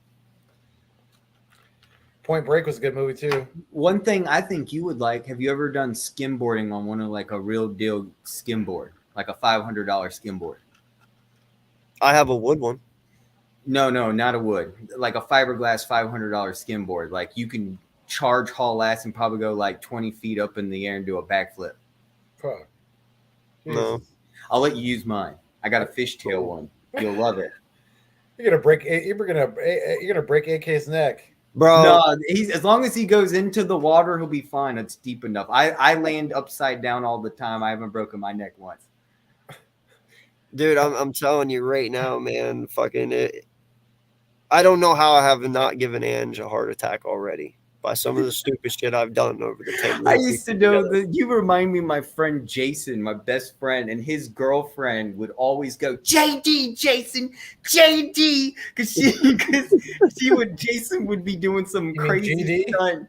And instead of her cussing, going, God damn, she would go, JD, Jason, JD. And I'd be What's like, J- what the fuck you does mean GD? JD mean? It was the first time I ever heard JD in my life. I was like, what is she saying? What does that mean? What does it mean? It means goddamn. She Goddamn, Jason. Goddamn. she was But saying that's GD. She was saying GD. GD, excuse me, whatever. Oh, okay. GD. Yeah, no, sorry. it's cool. It's cool. It's cool. I'm I sorry. was just getting trying my to letters figure out. mixed up. Yeah. I forgot my alphabet real quick. Here's what these will do. Hey, Yeah, no, that was cool. And then Point Break was awesome as well. Dude, Point Break was Keanu Reeves definitely was another reason why I like surfing too. You know, I will never. I don't care what you say. I'll never go surfing at night. I don't care how much you fucking pay me. I don't care what that movie. I can't believe they were out there in the middle of the night making love. I was like, these motherfuckers are crazy. There's fish out there swimming at night, right? Cruise. they're out there during the day too. I know, but they're at night. It makes it even creepier because you can't see shit. Well, I didn't know you could see them at the begin with anyway. Yeah, that Cruel Summer. That summer makes me think of Karate Kid. Actually, to be honest with you, you can't. Where I go surfing, you can literally almost reach your hand out and touch porpoises, and that's a good sign. That's how you Pause. know when there's not sharks around, and it's a good time to surf. Because if there's anyone afraid of Hey. sharks, and that's the reason Hey. why they don't want to go surf. Just keep an eye out for porpoises, because if you see porpoises out there, then there's no sharks. You're good to go. Because Keep your they don't porpoise like in your dealing pants, with. buddy. They don't like dealing and hanging around sharks. You know what's funny is that I've been born and raised in California, but I'm a valley guy. I've never surfed in my life. You should. It's fun, man. It's the most amazing feeling I've ever experienced in my life. I can't explain the sensation of like getting in a barrel and having the water go over your head and you're in that moment, there's nothing like it. I can't even describe it. It's one of the most beautiful things you have to experience in your life for yourself. I know you can go on YouTube and like watch a video of the barrel going through and what a surfer looks like with a GoPro attached, but actually really doing it, it's like, oh my God, the water's over my head. It's like, whoa, it's really happening. Yeah. It's know, a It'll be moment. intense. Before like, me and wow. Ange, You're one with Earth. I mean, I think That's fun. I think I probably could. I mean, I'm a pretty strong swimmer, and If you can, I have if good- you can I have catch a wave decent- on a I boogie have board, you decent can boogie balance, board, too. right? Body board, yeah, then you can surf. It's even easier. Even Yeah. if you have an 8 foot to 10 foot board, you don't even have to paddle. The wave will catch itself. All you have to do is just stand. yeah. And if you want Oh. practice, everyone gets those. What are those paddle boards now where you stand on that 10-foot thing and you have the paddle and you just stand and do Yeah. Try that out. If you can do I've that done that- well, I've then done you that can surf before, no yeah. problem. Yeah, I've paddleboarded before. it's just balance. I've That's done that all. in If you Tahoe. can stand on that thing and go back and forth and walk up and down, you'll have no problem surfing whatsoever. Yeah, no, it's just balance. Mhm. Yeah. No lie, dude. But Even I fall off. Sometimes my balance is off when I catch a wave and I just You probably have to have pretty good core strength, I would imagine. it depends on what size board. Now, if you're going with a short board, yeah, sometimes I'm going like this, trying to catch the damn wave. I'm not going like this. I'm going with both hands just to What? get as much speed. What I'm talking about core strength too is keeping your balance with the waves and everything too. That's good. No, really. If you want to talk about core strength, is snowboarding. That will take your abs and your legs, and holy shit, dude, that will twist your body up. Like the next morning, you'll be in pain. Oh, You'll I be like, know. "What did I do? My abs are so snowboarded short." before. And it was like, "Oh, I snowboarded yesterday." Because when you snowboard, you have to. Because I'm used to being a surfer. And I thought it was just like surfing when you go on a snowboard. Boy, I was wrong. I went straight down the hill and I couldn't stop. I couldn't figure out how to carve because it's not like surfing. Because surfing, you just rotate like this. That's all you have to do. And snowboarding, you have to take your leg and kick out as hard as you can to stop yourself. It's a completely different feeling when you snowboard. So I'll never forget, I almost hit somebody. I must have been going like 30 miles an hour because I was going straight down. This is the first time I ever went snowboarding. I went the whole way down and just went straight. Yeah. Damn, I you were was flying. hauling ass. I was yelling at the guy. I was like, "Get out of the way. I can't stop." He just stood there with his skis and just watched me pass.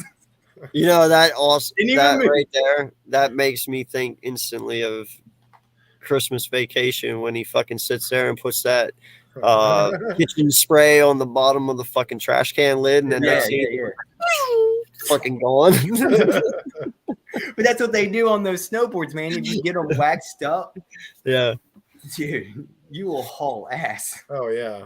No, dude, before me and Ange had Maddie, like I was actually going to, and before I even knew you guys and did this, we were going to move to Cali because it was just me and her. And I told her, I said, no lie. I said, I just want to go down there and get a job on the boardwalk at one of those fucking hippie places and just grow out my hair, get dreads and fucking surf. Wait, you're gonna wait, just like what is that? The Jersey Shore where they worked at the boardwalk making T-shirts. Yeah, dude, You just that's had all to I wear was going to do, man. Just do that and then just get like a little cottage, you know, off somewhere and fucking just work on the weeks and maybe if it was part-time or full-time, whatever. And then on my weekends, just surf, dude. Fucking That's walk the would be what's boardwalk, up. do shit, you know, just be a hippie. But So, didn't go yeah, that way. Surfing hippie, yeah. Yeah. I would work out. I was thinking about like doing like a pizza parlor on the beach. That'd be like the best thing, making pizza for everyone to love and then being right there at the beach. Did you get any better than that? Pizza's overrated, man. Oh, I hate you. What? I love pizza. Bro, I have ate so much pizza in my life, bro. Like, And it never gets old. It never gets old. Don't it's you starting say to that, get man. old to me, bro. Like now that my kids are like 5 and 6 too, Maddie's always like, "Daddy, can we get pizza tonight?" And I get it, and then I'm just like, I don't fucking want pizza anymore. Yeah, Like, you're eating it too often. That's what it is. yeah, that's exactly what it is. Maybe you're not Eventually, getting you good eat something pizza too then. much, you don't want to eat it no more. Maybe you're Right. not getting good pizza then. Oh That's fuck yeah, I am, dude. And Okay. nothing beats Little Caesars. Oh, The hot and ready's, Dude, baby. Pizza Hut is not Pizza Hut anymore. Pizza Hut is Oh, I know so that. I fucking miss the old overrated school. and Remember crap. the old school sit-in Pizza Hut, and it had Yeah. the roller commercial and the little pizza. Yeah. man. Like, Bro, you "Woo!" remember whenever fucking Pizza Hut had that Bigfoot pizza? That's You gotta- what I'm That talking was about. Pizza Hut, bro. That was Pizza There's That gotta Hut. was be- Pizza Hut. There's got to be like a mom and pop place where you live that's got a killer pizza. Oh, dude, when I buy pizzas now, I usually go to like my Italian restaurants or some shit. My I will Sicilian officially places. declare Virginia has no good pizza. I've tried it all. I have tried it all because I got into that one bite. Everyone knows the rules. So I gave everything a shot around here, and God, it's just so fucking bad. There's no Italians here in Virginia. It's terrible, man. It's literally just like the Goodfellas. It's like soup out of a can. Like I taste like ketchup, Ew. man. It's all a bunch of Cisco products. They don't make their own sauce. That's they don't make nasty. their own pasta. And you were It all giving me comes out shit of a- about eating the wrong pizza? Huh? And you were giving me shit about eating the wrong pizza? I do, but I make my own pizza. You guys don't have a round table in Virginia? We don't got nothing good here. We do You don't have a pizza, round but table? Seriously? What's that mean? What the fuck is a round table? You guys don't know what round table pizza is? No. Oh wow. Maybe that's just a count. I don't know. Yeah. Like, no lie, man. Maybe I've no lie. learned a lot. Like, Like for their instance, theme is like round table is like their theme is like King Arthur, like the knights of like a round table, right? So they Right. do like a King Arthur Supreme. It's some of the it's some of the best pizza around. That sounds amazing. Yeah. I'm down for a Knights of the Round Table pizza. no lie, Sounds dude. big too. It sounds like a 14, 16-inch pizza. Yeah, they have some big ones. They have one of those medieval places here. Do they Somewhere. really? I've always wanted Yes. to do that, but I know it's I so have gimmicky. wanted to do that too, where you go sit down and eat and watch a show at the same Yes. Yeah. time. Like, I'm not gonna lie, dude. I'm gonna go eventually. I gotta figure out where it is. I heard we have one. I will drive an hour for it. I don't even care, bro. I'll be nerding out all night long. Yeah, I I guess love that round table's only on the West Coast, looks like. Now, do you get a show with the round table or no?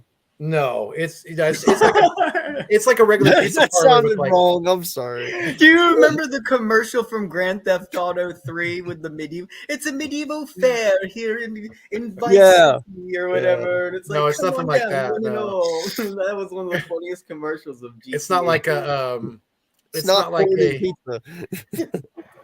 yeah, it's not like a festival where they, they have different festivals here in California where they do stuff like that, where they have like, where it's like a medieval theme and They the women, kind of they all do, dress but up it's and- not like y'all do it on a whole nother. Y'all are 10 years advanced from us. I hate to tell you, but when you come from the West Coast to the East Coast, the whole time I was like, you guys are just getting those scooters with the motors on them. I was like, that shit was in California on the boardwalk when I left.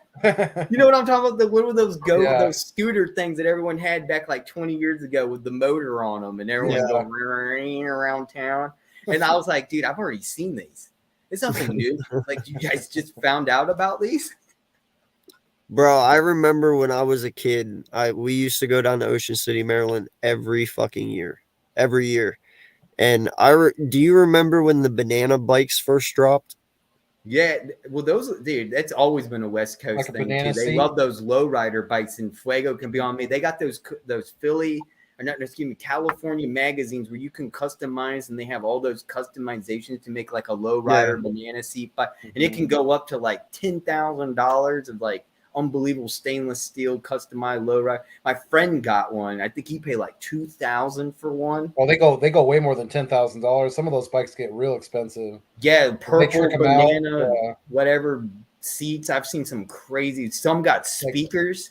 Gold-plated freaking bike rims on them, and yeah, Mhm.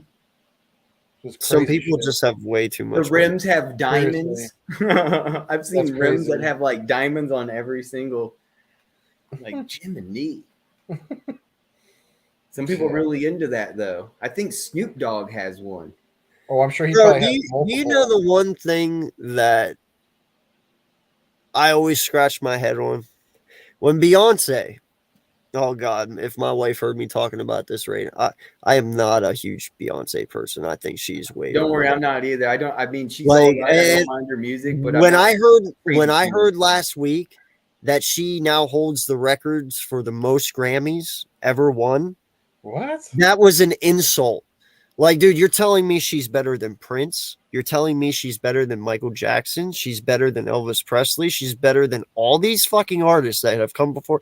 Dude, she ain't better than Prince. She's They not have better. no one else to give it to. That's why.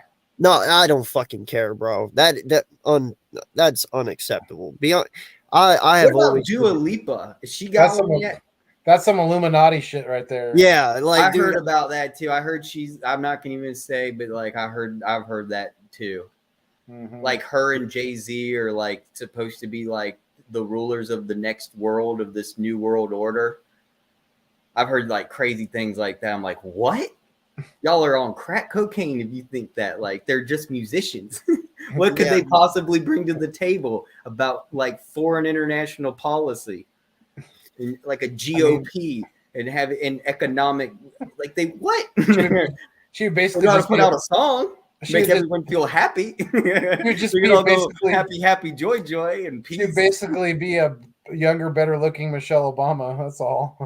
But where I was going with that is when she had her first baby, I remember my wife told me that she went out and she had a diamond encrusted crib made for her daughter. Hmm. It was full of diamonds. I stopped and almost puked.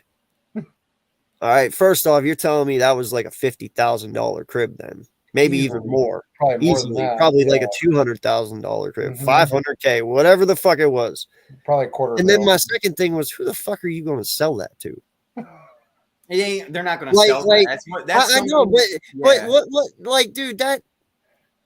I'm sorry, man, but where I was going with that is with the people have way too much money. Like, I'm Mhm. sorry, man. I can think of so many other things to buy than a diamond encrusted crib that you're only No, going to why use don't for an you entire instead year. put it in their education? You could give them like a $250,000 education, Because she's a Or- billionaire, she don't need it. right? Or Or you could give that money. You could give that money to somebody else who actually. But you could needs get it. the kid to go to space or something cool. And like, what is a crib going to do? It has no value. You could actually do something more meaningful when the child grows up. That's kind of my point. Like, go to the space station. Do something, or give it away to charity to I mean, homeless there's people numerous- that really need it. There's numerous, You know how many? I hear that in things LA. that- It is horrible. I wouldn't even recognize LA right now with the homeless problem. It was bad when I left in the late 90s, and I heard that it's even tripled since I mean, I've just- left. Just look at all the money that people spend on dogs from puppy mills, when there's perfectly good dogs in shelters that need Right. homes that are a fraction of the cost.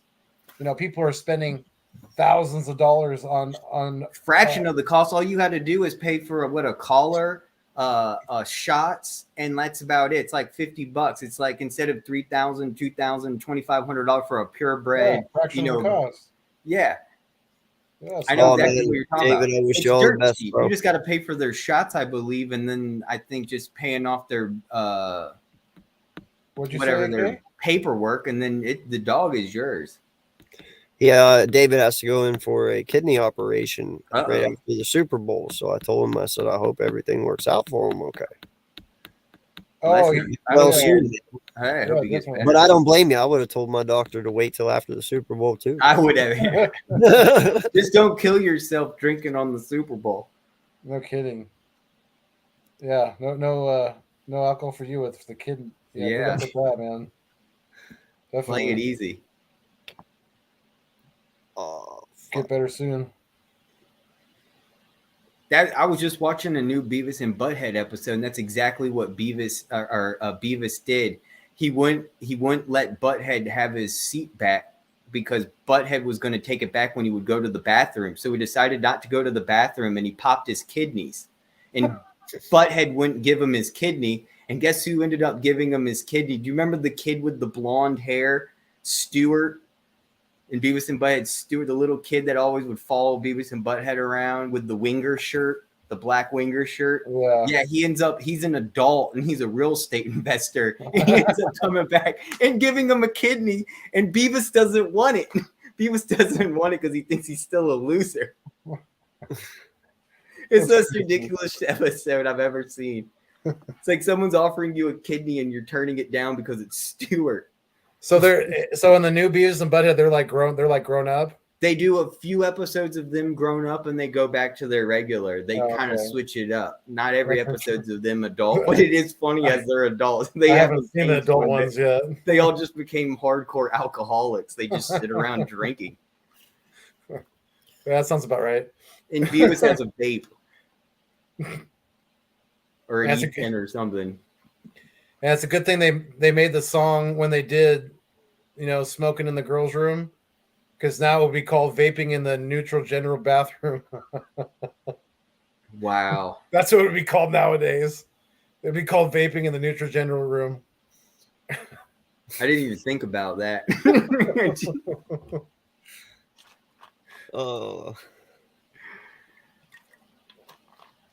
Oh yeah, no, I get it. We're gonna win man. the Super Bowl. You know the one thing that makes me sick that I found out, dude. Like if we're gonna talk money, Oh yeah, they're dirt rich. Talking money. But have you Do seen you inside know- their house? what? Oh, maybe I'm thinking of the wrong people. I'm thinking of have you never mind, go on your thing real quick. I'm completely thinking of something else. Sorry. So I don't know exactly if you guys even know this, but Jeff Benzo. This is how I'll say, and dude, no lie, people can sit there and say, "Oh, he's talking shit." No, I would do this just because of who I am and how nice of a guy I am, and not just that, but wait till the end result. I was told, and I've heard people talk about it. Do you know Jeff Benzo has enough money in the world that he could give every American $1 million, every man, woman, and child, and still have over $1 billion left? That's crazy. Is that right? I swear to God, Jeff Benzo could give every American in the United States $1 million and still have over $1 billion. He's what, the chairman of Amazon? Is that who that is? Yes. I'm sorry. I will tell you right now. If I had that money, y'all would be millionaires. Everybody. Yeah, There is no, and I think that's what kind of pisses me off about people, because you sit here and you see these actors and you see these stars sit there and say how they want to make change, they want to do this, they want to make the world a better place. Well, there's your sign. Mm-hmm. Like at that point, bro, you're just being fucking greedy. Like you can give everyone $1 million and still have over $1 billion. Like I get it. I get it. Like you don't want your family to ever work again, but bro, if you got $1 billion, that's 4 generations that ain't gonna work. Hell, that's probably 5 or 6 that aren't even born yet that don't have to work. Well, it's kind of like what the villain says. What's his name from the first Incredibles? Syndrome. He says, Yeah, because when everyone's incredible, no one will be. no one's. You Yeah, know, I just want to Exactly. mention one thing. You notice The that same thing. all these billionaires, they have all the money in the world. Even Bezos, right now, he could quit whatever he's doing and be happy and never have to work a day in his life. But do they? They don't. They always still keep working. And I don't understand how you could be so happy. Like they must be just power hungry. They just be so addicted to money. I'd be like, all right, it's time to kick it. I don't have to do a thing. he's For gotta be- you know what I'm saying? Is he the richest man in the world? He's got to be one of the top, right? No, the richest man is Tesla dude. Well, not anymore, actually. Probably Jeff Benzo probably is now. Yeah. What's his He's worth name? over now? Bezos is worth over $123 billion. That's exactly what I'm talking about. $123 billion. Some guy named Bro, Bernard No lie, he could give, like I said, he could give every American $1 million. He'd still have $80 billion left. That's nuts. And not just that, but you could give it away tomorrow, and no lie, you can make up the $1 million that you gave to every American in one fucking day back. You know what I'm Who's saying? Bernard Arnault, some guy who owns Hennessy and Louis Vuitton. He just surpassed Elon Musk last year in 2022. He has $215 billion. Jesus. Well, bro, no lie. I Never heard of the guy. I But damn, dude, that's a lot of money. Let me repeat: just having 1 billion, but having $215 billion. That's crazy. That yeah, but just- bro, he owns Oh my Louis God. Vuitton. I mean, he's almost do a you know- quarter of a trillionaire. I understand that, but do you know who buys his shit? Everyone we watch. Every woman that is out there who is an actor buys Louis Vuitton shit. Beyonce buys Louis Vuitton shit. They will pay $1 million for one fucking item. He better have 250. But he also owns million. Hennessy too. I think it's a multi-corporation. He owns a bunch of different Yeah. things. He's a Oh, conglomerate. he's probably making a lot of money off of Hennessy too, because there's a lot of Hennessy drinkers out There's a there. lot of alcohols. Hell, I thought Beyonce and Jay-Z had their own drink. Snoop Dogg does. A lot of them do. I think Jay-Z's the one who started it, because I remember we were watching Dave Chappelle show back in the day, and he was like on the show and he goes, yo, apparently now Jay-Z's got some new liquor out or something. And someone in the audience told him. Bro, I don't did you see remember. how bad he fucking looked? Who, Dave Chappelle? No, Jay-Z. Dude, he looks awful. What's Oh with his- my what's God, he bro. He doing? looked like, no lie, dude. I don't even know why Beyonce's married to him anymore. Like, it's not looks at all. Like, looks have surpassed this man. Like, they gave him shit before, calling him Jigga because how ugly he was. Bro, he surpassed that a long fucking time. Bro, he looked so bad last week. Like, he's only my wife's age. Like, he's what, 40 something? And dude, he Yeah. looks like he's 60. He truly looks like he's 60. And that is crazy. Holy shit, you're Yeah. not lying. He's Dude, 53. he had 3 fucking dreads. Dude, he looks like the Rev. He he's looks 53. bad. Totally bad. I'm like, He looks like Beyonce. Reverend Al Sharpton already. Bro, he is wrinkly as fuck. Like, he had 3 dreads, 2 on the side, 1 in the. Oh my God, bro. He don't looked look good either. What's wrong with her? She's looking old too. I have no idea. Hmm. But Yeah, she's what's still- going on, Normal? How you she's doing, still- sir? She's still better looking than. Damn, what is with him, Dude, though? he went downhill fast, bro. Like, he doesn't even He look probably- the same. yeah, dude. probably- Like, I don't. It's probably cocaine. I mean, Yeah, It's something, homie, because no one his age should look that bad. you want to talk Like, about so little? did you guys hear about? Terrible. Did you guys hear about I think it was the Australian Navy. They intercepted like over I think they said over 100 and or it was like either 100 or 200 and something $1 million worth of cocaine that they dropped in the that some drug traffickers dropped in the ocean in this specific spot where another boat is supposed to come and pick it up and take it to where to its final destination where they send it out for distribution, but the freaking Navy intercepted it in this. Like, I mean, you're talking about like a pin drop in the freaking ocean, and they found it. They got there before the other boat and they intercepted it. So it's like, bro, they said- why can't I get lucky enough to find like 10 bricks of crack so I can sell and get rich? There Like, was what the there fuck? was a I've no heard kidding. people, no lie, bro. I have heard of people that are just jogging. They jog every fucking day. And they'll be jogging down the road and they'll see like a plastic bag or something sitting along the road. They've opened it up, found like $20,000 in the motherfucker.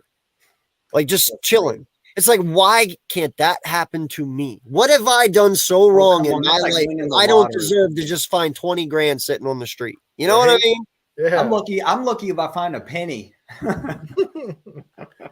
And I hope it's heads because I'm I'm not not Jewish. I'm not picking it up. I was gonna say Where's it's Mitch usually- at? Where's usually- Mitch at? I need Mitch. Mitch would pick it up either way. I'm not Jewish, bro. Fuck pennies. Fuck pennies. What the fuck is that? Bro, no lie. Listen, What does that have to do with being Jewish? because he picks up everything. He says it. It's a joke. It- He picks up, dude. He picks up pennies. He picks up dimes, nickels, everything off the floor. He I even don't know. says You have to himself. talk. I don't understand it either, Fuego. You just have to listen to Mitch, and he almost like makes fun of himself. And I'm like, what are you talking about? He's like just making fun of himself. And I'm like, Normal. You I've watched never the heard of Madden this. simulation. Yeah, you That's what did, because that I've is. seen that score too. Yeah. Yeah. No, I already saw it. I just wanted to see what Madden said anyway. People- I was That's like, a watch really him, gross watch score. him be Some guy- biased. Some Hold guy on, tried. what- Some guy tried to tell me that he hacked into, or his friend hacked into the NFL, and that it's rigged, and that's going to be the final score. They have the Eagles only winning by 1.5. Oh, we're gonna fucking destroy the Chiefs now, because last time they did that with the Giants and we destroyed them. Then they did it with the 49ers, and we kicked the living shit out of them. And they only scored 7 points, and they're giving us even less than that. Are they out of their minds? 1 point. No, right now, we should have Super at Bowl- least a 3. right favorite. now, the Super Bowl odds right now is Chiefs 52, us 48. Yeah, They have us both getting over 50 points this game? Do they No, have no, the no, odds no, on no, who our no, defense no, is? percent Percentage chances wise, to win. Oh, The Chiefs are at 52%, and we're at I don't go 48. by percent. I go. I by know, but I'm just saying that Right. that's the disrespect level, though. Like, that's only because their coach and their quarterback has already won a Super Bowl. That's yeah, I get basically it, but why. there's still 10 other fucking dudes out there. No, I get it, Yeah, but their coach also lost Believe the me. Super Bowl. because we have Multiple Yeah. Super Bowls. we still have several players who won it in 17. You know, BG, Kels, Johnson, Cox. You know, we still have some pieces. And let's not forget, Andy Reid's only won one, but He's he's been to lost. what, 4? Twice. Yeah, but I'm saying with us in there, he's been to 4 and only won 1. This is his 4th, isn't it? Yeah. Yeah, because he's lost Out twice. of his whole career, he's Yeah. lost twice with us. Right. He lost once with them, and he's won 1. All So I he's know won in is 4. by halftime, I want to be sitting there going, "We're going to be Super Bowl champions." I don't care how everyone in the nation feels that they want a close game and this and that. I hope we just whoop the shit out of the Chiefs. Yeah, exactly. Destroy 'em. Normal. There's 10 other. It'll be the normal best guys. Super Bowl. The harder we destroy them, the more entertaining that is for me. What do you think? You guys want a close game? Oh, RL, he wants to join. He's a Chiefs fan. You're more than welcome to join, Hey, sir. to me, it doesn't matter if we win by a point or if we win by 30. It doesn't matter. As long as we're hoisting the Lombardi at the end and the confetti's falling on the Eagles, that's all that matters. By halftime, you're ridiculous. By halftime, what? Oh, because he said by halftime, I said that we should be celebrating, saying we have the Super Bowl victory. Because we've only given up 14 points in the postseason. There you I know go. we're RL. going to give up more points again on the Chiefs here, but how many do you really think you're going to score against the Eagles? Well, he's going to tell you himself. I hope. Mhm. All right. I'm sure he'll join in. Come on Man, I hope he's not a passive Chiefs fan, though. in.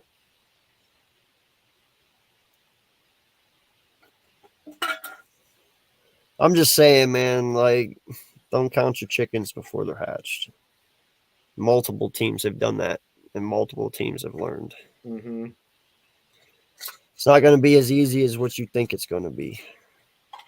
They keep touching the Rocky statue. I keep laughing. Like, It's dude, funny, I- most I- of the Eagles fans, we don't even give a shit about the Rocky statue. It's pretty much all the Eagles fans that aren't from Philly that care about the Rocky statue. Most native Philadelphians really don't care about Rocky in the movie. He's not from Philadelphia. He's from Brooklyn. And it's not even the real Rocky that was the boxer from Philadelphia that was based on. I just find it funny that a lot of people keep messing with the Rocky statue and it keeps cursing them.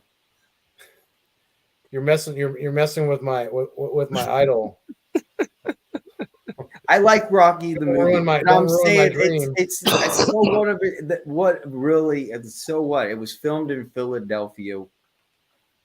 I know his dog was named after a Chicago Bear. I mean, But I'm saying it didn't really. Come on, it didn't put Philadelphia on. Everyone thinks it put Philadelphia on the map, like Rocky. Everyone, Rocky, man, the Rocky Steps.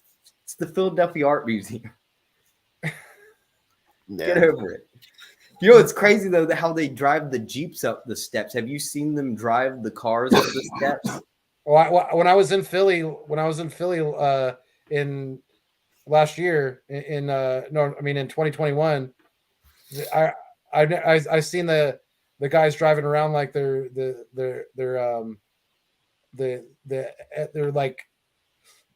tricked out vehicles with their music blaring. You know, their three wheelers and their quads and shit, driving around through the city streets, blasting their music. That was pretty interesting. That's a Philly thing, I guess. You know. Yeah, they just locked down. You know, it really reminded me of Fast and Furious, where they get together and they just lock down the whole city. It's like, what are the cops going to do? There's too many of us, and there's only so few of them. They do nothing they can do. Right. They're going to arrest And they're them all. sitting there in front of City Hall doing donuts. I mean, come on. Like, I don't know if you saw that, but someone was like up in their office videotaping down in front of City Hall. And there's just cars all the way around City Hall. And there's just people doing donuts in the street right in front of City Hall there between Love Park. I was like, damn, they just don't give a shit. Normal. I said it earlier. I'll say it again, bro. It ain't over. It's just beginning, bro. They were in North Philadelphia and they were doing the donut thing. And I just remember there was this guy who was pissed off because there were so many people outside of their car and they couldn't get past. He just gets out and just leans over and starts shooting a gun in the air just to get the crowd to run away so he could get through the crowd. I thought that was great. He was like, I'll get everyone out. I'll just shoot my gun in the air, and then everyone runs away, and then the car goes on just so they could get people out of the way. That's how crazy it gets. Now, are you talking about Sylvester Stallone? Is originally from Brooklyn, right? Right. Yeah. He's from Brooklyn, yeah. Because the character Rocky was, I'm pretty sure, born and raised in Philadelphia. I actually know where his house is in the movie. It's in Kensington. It's right there, like the very first street when you go under and you come out, you take a right, and it's not even really a street; it's a dead end. And his house is it's right at the dead end. You're talking about like the first one that he lived in? Yeah, where you see him jump over his stoop and he's getting ready to do his run and he's leaving the house and he says goodbye to his wife and kisses her. When he yells out, and then he runs down Kensington down the thing, and that's where they did the boxing, where his gym was, which is not a gym no more, and it's filled with a bunch of heroin addicts. Hey, did you see they're bringing out Creed 3? They are, really? Yeah. It's kind of sad though, because Stallone, you know, the guy, you know, I think it's Irvin Winkler. He owns the rights pretty much owns all the rights to Rocky now, and him and Stallone have had a falling out. So Stallone said that he won't even watch. He's not even going to watch Creed 3, which is kind of sad. Dude, when's he gonna just wrap it up, man? The man's just too old, man. He had lived a great legacy. Rocky. I just want to know why. Excuse me, Sylvester Stallone. You can't keep continuing, man. He's got another Schwarzenegger. He's got to retire, man. Stallone's got another 2 or 3 Expendables in him. Can you He's probably got another Rambo in him. No, look, they're making another Indiana Jones. I can't believe it. With who? What is he gonna do? The last one, he could barely jump. Well, here's my thing, man, with Sylvester, and it's he couldn't even kick the guy. He was like, it's one thing that always bothered me about him, and it's his speech, bro. Like, I don't understand why the man sounds like he got punched in the head 100 times over. Like, he always sounds. No, he legit got punched in the head about 1,000 times over. What are you talking about? Sylvester Stallone, he really did get punched in the face about 1,000 times or 100 times, like you said. He really did fight in those shows and do his own stunts. He got a but bro, he sounded like that before he started Rockies. Oh, I know, but it just got worse the more he got beaten up. It just kept adding on. Well, I mean, he's done some crazy stunts. Like you look at like in the first Rambo, First Blood. He jumped off the side of that mountain with no net, no ropes. That was just a crazy scene. jumping into trees. He broke ribs. he's taken some abuse definitely in his. And you got to acting remember, career. this isn't Brooklyn nowadays in 2020. He grew up in Brooklyn, what, in the 60s and the 70s? He went through New York in a very bad time in New York. Let's not even say It Brooklyn, was very bro. seedy. You don't just go to New York. You stay in Manhattan, and even Times Square was not the place you take your family. That's where you go meet a hooker, you know?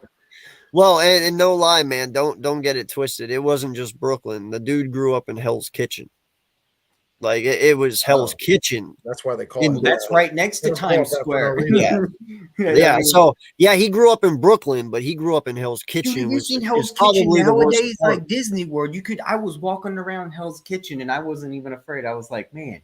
Yeah, not back in those days though. You couldn't. I was all by myself too, and I was like, Hell's Kitchen, I'm by myself.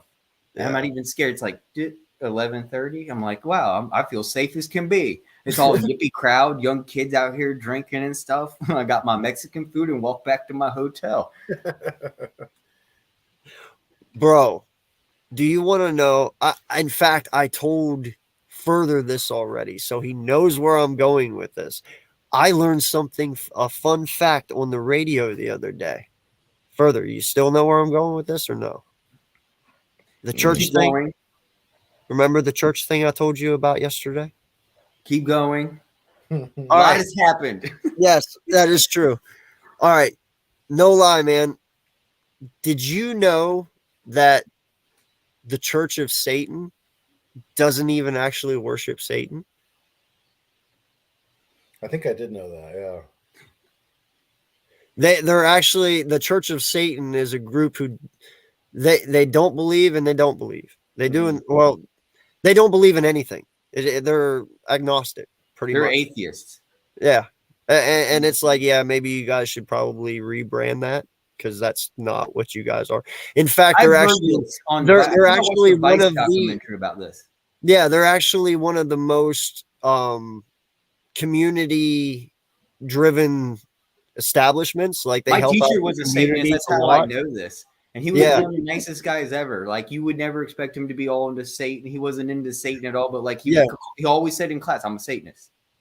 No, that they need to rebrand their church. No lie, because that's not what it sounds like. But False advertising. anyway, dude, and not just that, but you they feel like you're about to go into a horror movie. Like I know, ain't it coming out of really this does. church. They're Right? gonna drink my blood and torture not me. just that, but dude, they also have their own healthcare system. Like they What up, they Randy? Come on and join in. they provide healthcare in their church. Like it is not when you think and you Good hear Lord, the Church that's of amazing Satan, it's church. like right. It's like Why instantly you're doesn't like, our oh, churches do that? They should have like churches should be the think about this. Churches should be in charge of healthcare insurance because if you think about it, they're morally trying to make people healthy and not make a profit, as whereas insurance companies all pour profit. If you allow it for the church, at least you could have some faith. You get some faith on there with the insurance, and I don't know, they would maybe lessen the cost and it wouldn't be so for profit. Church is in charge of healthcare. dude, I'm gonna be dead honest with you. Did you guys know that there's a Church of Trump? Don't surprise me. Neither did I. Wasn't surprised. Does not Either. surprise me. There's a church for everything. I'm sure there's a taco church, and I would, if there is, I'll join it. There's Holy pasta.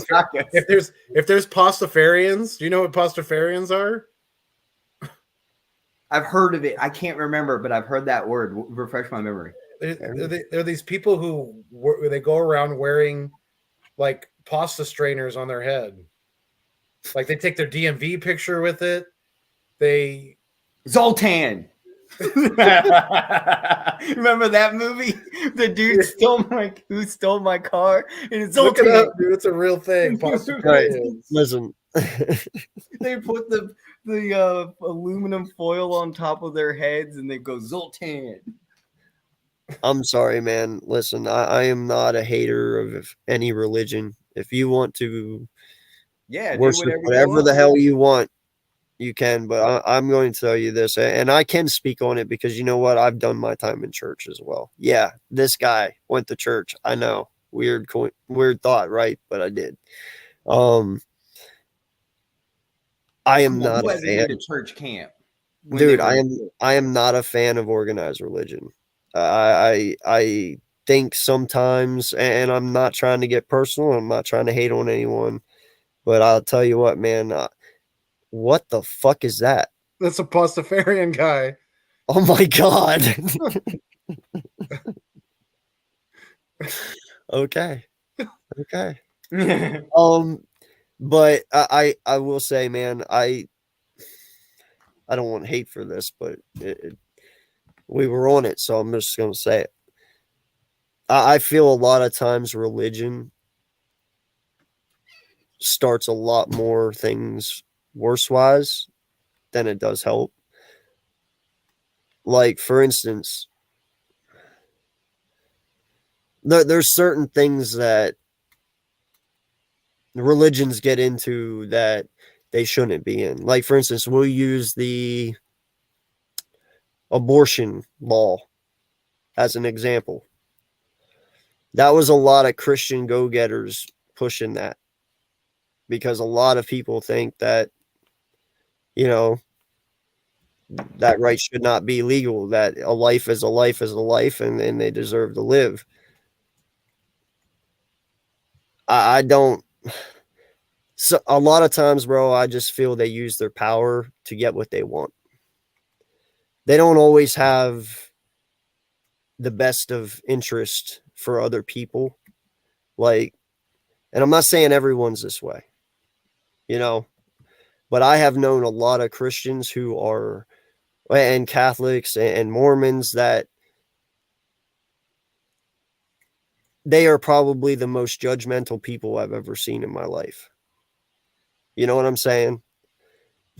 I've seen Which goes against religion completely. exactly. I've met people who are like me. Like, I don't believe, but I'm not saying he doesn't exist.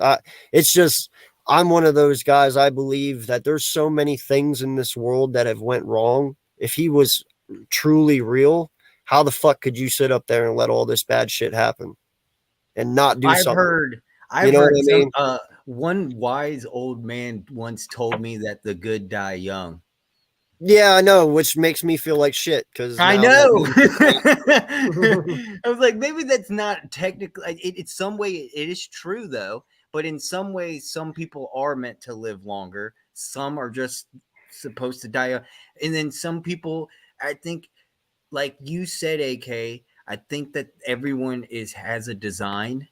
I think everything is supposed to fall in place, and oddly, it is weirdly. I think you're right. I've noticed some things, especially this past year, how things have oddly fallen into place. Especially meeting you, me getting into hardcore sports, me finally getting on this show with you. It's like a domino. What's up, D? There's my boy. God's got a That's my plan, boy. man. I don't know what's coming. I can't read the cards, but something's going on. No, man, I'm just here for the saying, ride. man, there's no hate. You know, there really isn't any hate. It's just, when you look back on a lot of things in history, bro, a lot of shit revolves around religion. A lot of it does. Hell, even before we had guns and shit, dude, back in the Roman days. Oh yeah. You know, like, what's every war pretty much is based off religion. Oh, you're not this religion, or you're not this religion, so we're going the fucking war. I've heard Like, ancient what? aliens say that the religion has come from not our religion, but aliens have brought religion to us. So if you think about it, religion is like population control. If it causes war causes death. There you go. You know, just another form of population. I'll tell you control. one thing about war is we're gonna bring it during the Super Bowl. It's gonna be a war. We're gonna bring it back. I like how you did that. Good job, Further. Good job. It's gonna be a war. We're gonna get our game faces on, dude. I'm gonna be up at 9 a.m. in the morning recording the whole pre-day show, everything. Like, if y'all want a copy, I'm doing the whole thing. I'm recording the whole game, dude. No one is gonna destroy my Super Bowl moment. I got Tell you, you- How man. you doing, Ray? Tell your neighbors, fly Eagles fly. Dude, I Yes, found sir. out my neighbor across the street is an Eagles fan. I had no idea. She put out a big, huge flag. You should tell her to subscribe to your channel. If I see her, I will. Every Eagles fan I meet out here, I always tell them, I got my own channel. Check me out. Oh, I do Every too. Friday. I do too. I bumped into a guy the other day. I was picking up some alcohol from a distributor to take back to my distributor, and I mean, It from a never brewery. made it. Every time No, I I meant talk I to bumped. someone, though, So they I always was wearing tell my me- I was wearing my Eagles beanie, and the guy was all, "Go Eagles!" We started talking, and he's been an Eagles fan for quite some time. So I told him to check out the channel and subscribe. That's what's up. You ever Yeah. get anyone telling you to get on Facebook or something and post videos? How do you do that or something? Someone told me he's like, why are you on YouTube? He goes, don't you know Facebook? They don't care about copyright stuff. He goes, you can post all that stuff on Facebook. He's like, just make an account with your channel or whatever and just start posting videos on Facebook. I was like, I don't know what he was talking about. And he's not the only one to say. There was been multiple people to tell me to get on Facebook and start posting my videos there. Yeah, you instead can- of Yeah, online. you can link through StreamYard, and Yeah. we've gone live on Facebook before. My you have a Facebook's fan on it. page. Yeah, it's up there in the whenever you go in to create the streams Mhm. and you Uh-huh. choose which podcast you want to add it to. Yeah, If but you where do look you up there- link your Facebook? Like to your I, personal li- Facebook? I linked my Facebook that I wanted to use straight to this one. Like if you go in and you hit edit right now and you look at all the people, you'll see Uh-huh. my Facebook up there. Mm-hmm. You like your personal Facebook? Uh-huh. Yeah, you can stream Yeah. right Oh, I didn't know you could use your personal Facebook. Yeah, sure. Oh wow. Mm-hmm. I Yeah. didn't know that. I thought Yeah. you had to have a fan page. So I just recently, yesterday, made a fan page for myself. So people would stop friend requesting me because I don't know who these people are. Dude, I kid you not. I had about 400 friend requests. I had to deny people because I'm like, who are these people? Oh yeah, because it's like every Eagle fan's gonna probably like send Yeah. you a friend request. If they see you're an Eagle fan, they're gonna do the same. They're gonna. Well, they're I gonna do that. accept the Eagles. I get the but same there's thing. certain people that are like messaging me, and I'm like, dude, don't message me. And Oh yeah, those are probably scammers, probably more than likely. yeah, I don't care if you're an Eagles fan, but don't message me, man. That's one thing you don't do. Besides, I'm not even on Facebook anyway, so leave me alone.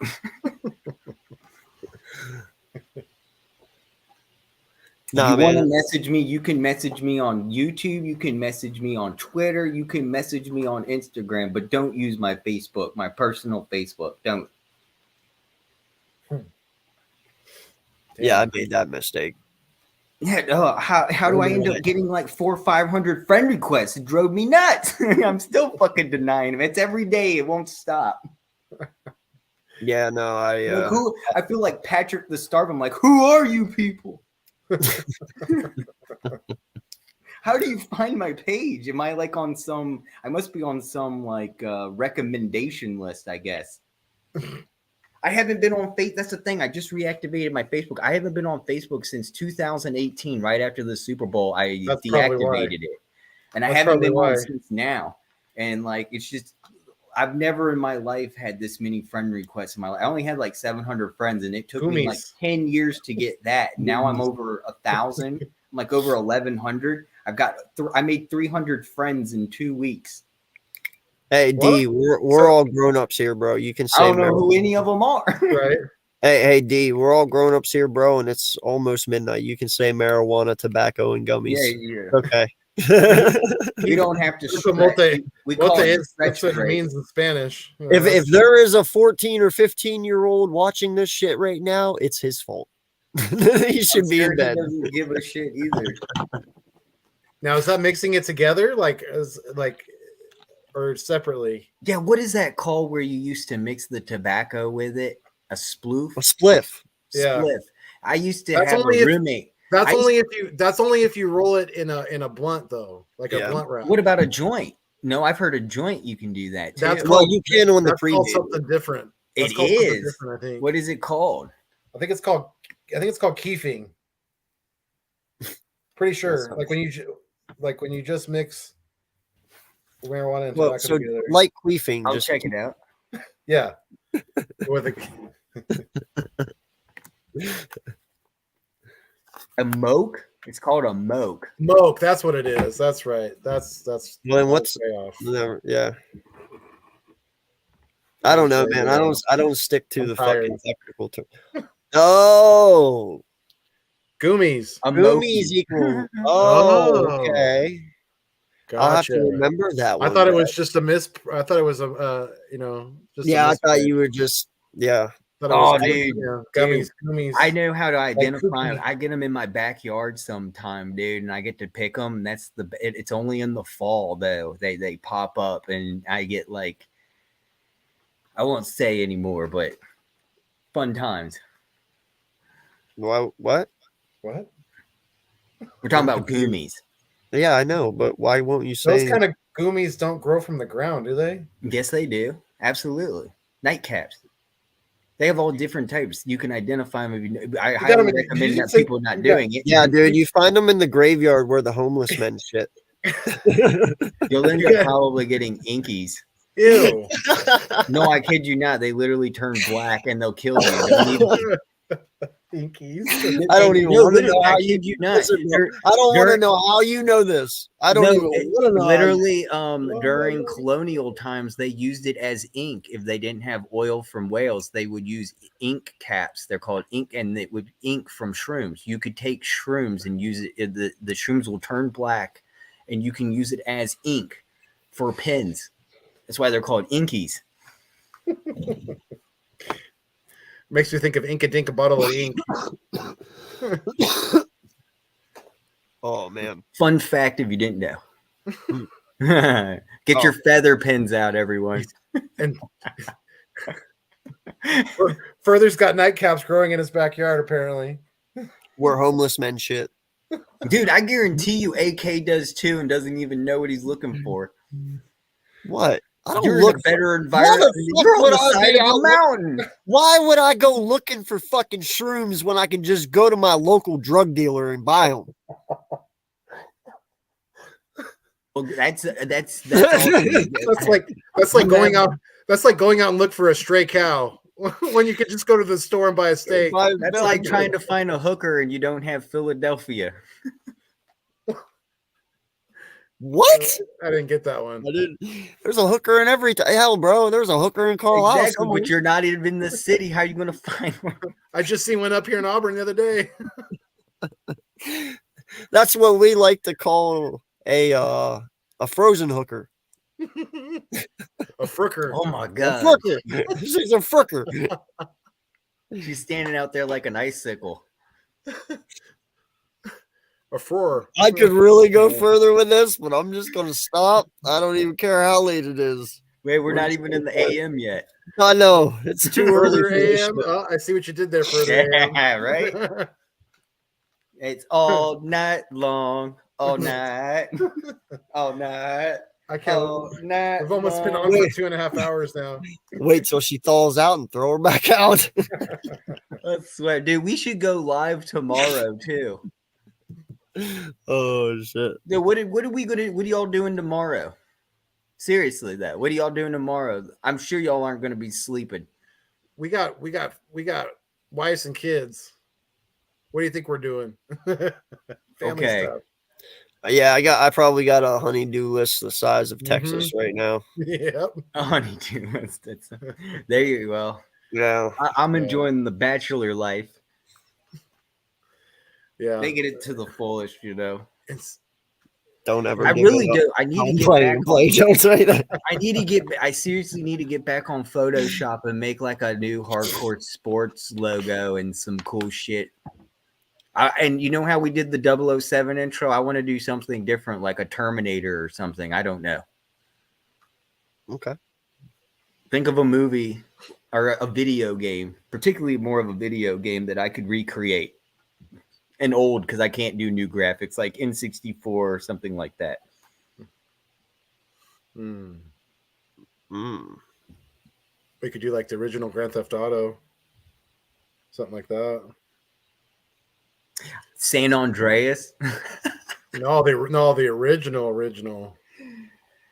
Dude, Like, I love just the dude, that was like a GTA. movie. That intro, the first GTA, that was like a movie though. Where Yep. he's like getting in the car and there's a police chase going on. Yeah. Dude, that was the PS1 days, man. Mhm. I miss the PS1. You turn it on and they would have like actual like movie video type intros, and then it would come back and they'd be like all like pitchy pixelated graphics. You're like, whoa. You know what I'm happy about, bro? That we actually got smart enough to put credits at the end of movies. You remember when the credits used to be at the beginning and you'd just be sitting there being like, would you just fucking start it already? Right? Yeah. Further, you might be a little too young for that one. With the credits? Not all the you're- credits, but I like know the- you're I've my seen- age. the I've intros seen used to be credits a in lot movies longer. back in silent movies. Well, listen, I didn't tell you to go that far back. Yeah, Charlie Chaplin. Fucking holy shit, man. I don't even know how people watch movies back then, bro. I'd lose my fucking mind. No sound at all. Really? How? That had to be bad. Terrible. And then you just at one point it was just music. Yeah, because I mean, just listening to only having a radio to listen to would be that would be kind of rough. So, like no sound at all. Just I guess it's kind of like opposite. You know, you can't see anything, but you could hear it with the radio. And then you silent films, you see it, but you don't hear anything. So it's kind of like two opposites, two sides of the spectrum when it comes to stimulation as far as hearing and visualization. So I'm just gonna let you all know now. I got 4 years till I can run for politics. Late night. And it's gonna happen. AK for president. Oh, dude, I'm not even playing, man. Like, maybe not president right away, but I'm getting into politics. So Like, wait, should no I lie. put in the ballot AK or should I put Josh Miller? Well, AK wouldn't work because that's not my legal name. Right. Okay, it'd be Josh Miller. Yeah. They're gonna think you're voting for Alaska. Alaska would probably run it better than them. You know why? Right? Oh my god. Nah, man, it's I've honestly thought about starting a channel where we can just kind of talk about shit like that. You know, there is things that happen daily in the world that just piss me off from a father point of view Mhm. and from just an everyday blue collar person as well. Basically like a It's Always Sunny in Philadelphia type podcast. Or have you ever heard the Laszlo show? Mm-hmm.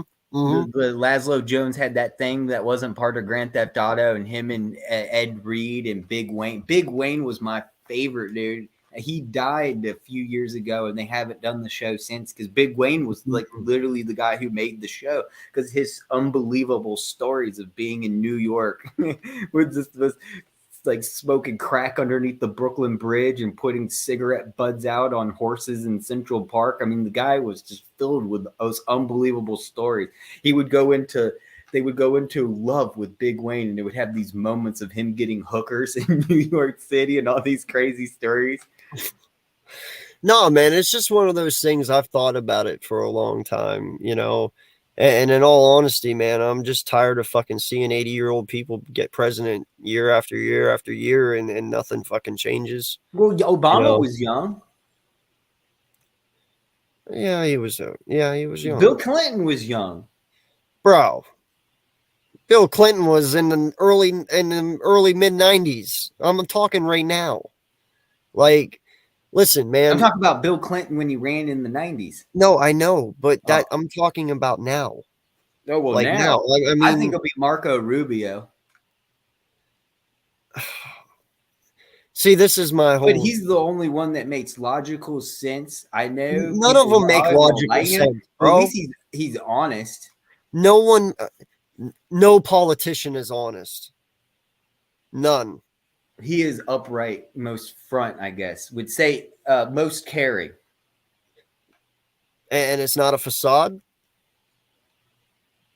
Of course, all of them are facades. Look at Nancy Yeah. Pelosi. Why won't she give up her career? Why won't Chuck Schumer give up her career? They're power hungry. That's why we all are trying to get a term for senators, so they can't run for life. Once you're in, why the hell would I want to be president? I could just sit back here and be a senator, and make $500,000 a year, or $250,000, or whatever it is. I'm sure it's $500,000 now. I'm sure My whole thing is though, man, when you sit the there, rich are getting richer. Why would I quit? I'm getting richer. yeah, but that's the thing though, man. You talk about bringing in new people and younger people, dude. Those younger people are related to the older people. Politicians that come up are from politicians from before.